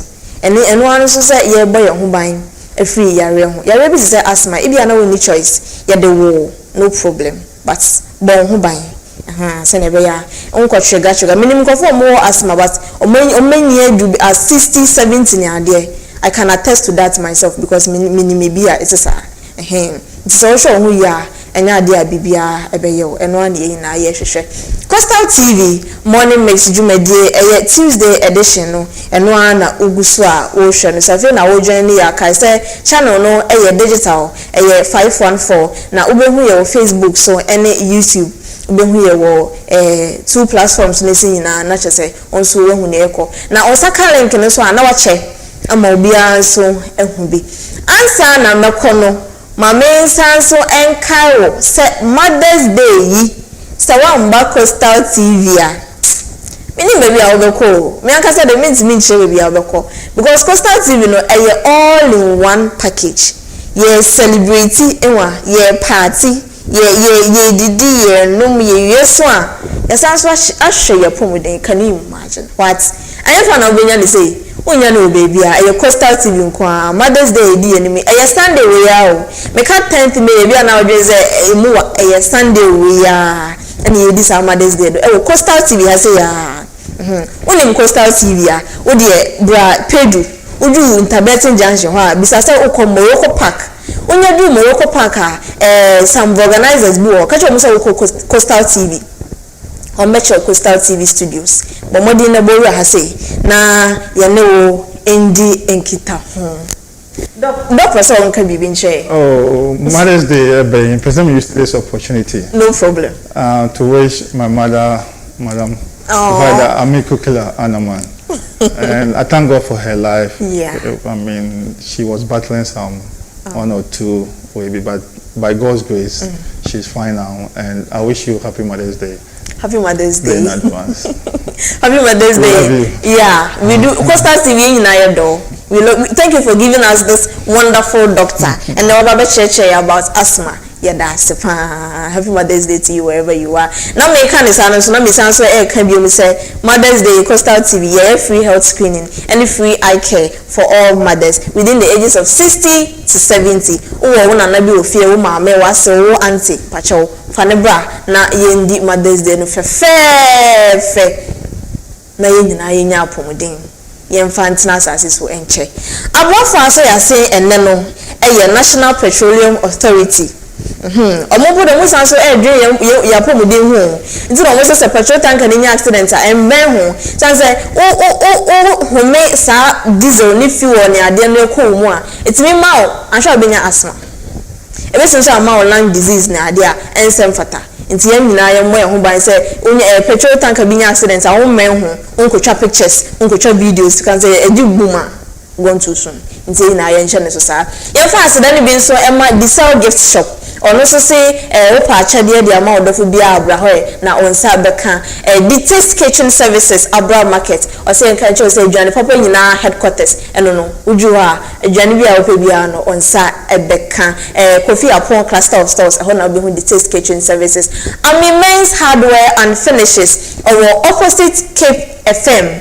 ehona was abeka Men's Hardware and Finishes paint mu champion paint mu kenkon paint mu Jackie Chan ni nyina was abeka rainbow colors paint bi ahwe bi awon sabeka na was also eto fridges ahodo TVs ahodo electrical home appliance nyode be sese ofie nyina onsa ebeka ewo ho na maka ne sanso na next on so say men can show say from finishing to end clean to clean washroom kitchen bedroom living room all the rooms nyode be sese ho ama hwa efe nyina o so TV no open ne kese ye te say o living room ho na they've got shoe cupboard bomodian na ko owo abra opposite Methodist Church no ho na wasabeka Nesto Ventures na onu omo edija sene ese na fata anopa yeti maye no omo ye adwuma Ben giving us support from afar and then AJ and then Philip ono so gina e camera na chi na o chinchimi niema na ade nyina mene OMAR bin ABDULLAH ene she adwumade ya se me amefa asedani bi som enkoma Madam Ajua Dofo Amoa ona beka yensa oni ye ebeye hand washing na sanitizer na ade ene mesia niema bebre nyame ensure na yefa asedani bi som ma Dr. Anaman so ababeka yensa na oni ababedi asma eho enkomo ne ade Mr. Festus I was saying minya wo full name because as a Festus we are the Festus but Festus Agite nyame ensure pa say ode impefo ye beka yensa e wo fia say yes you are be chidom ogina ye chi say obrafo papa bi na che say obi a beti ne ga okọ America okọ Canada okọ Russia kra na obe feel the presence of Coastal TV has say nyame ensure message nyame bia obi a enha ye hwe chi bia be fine bia be fine midino ebe AFIBA ESSIEN makramo nyampa echina yebesanso ehia mo mabai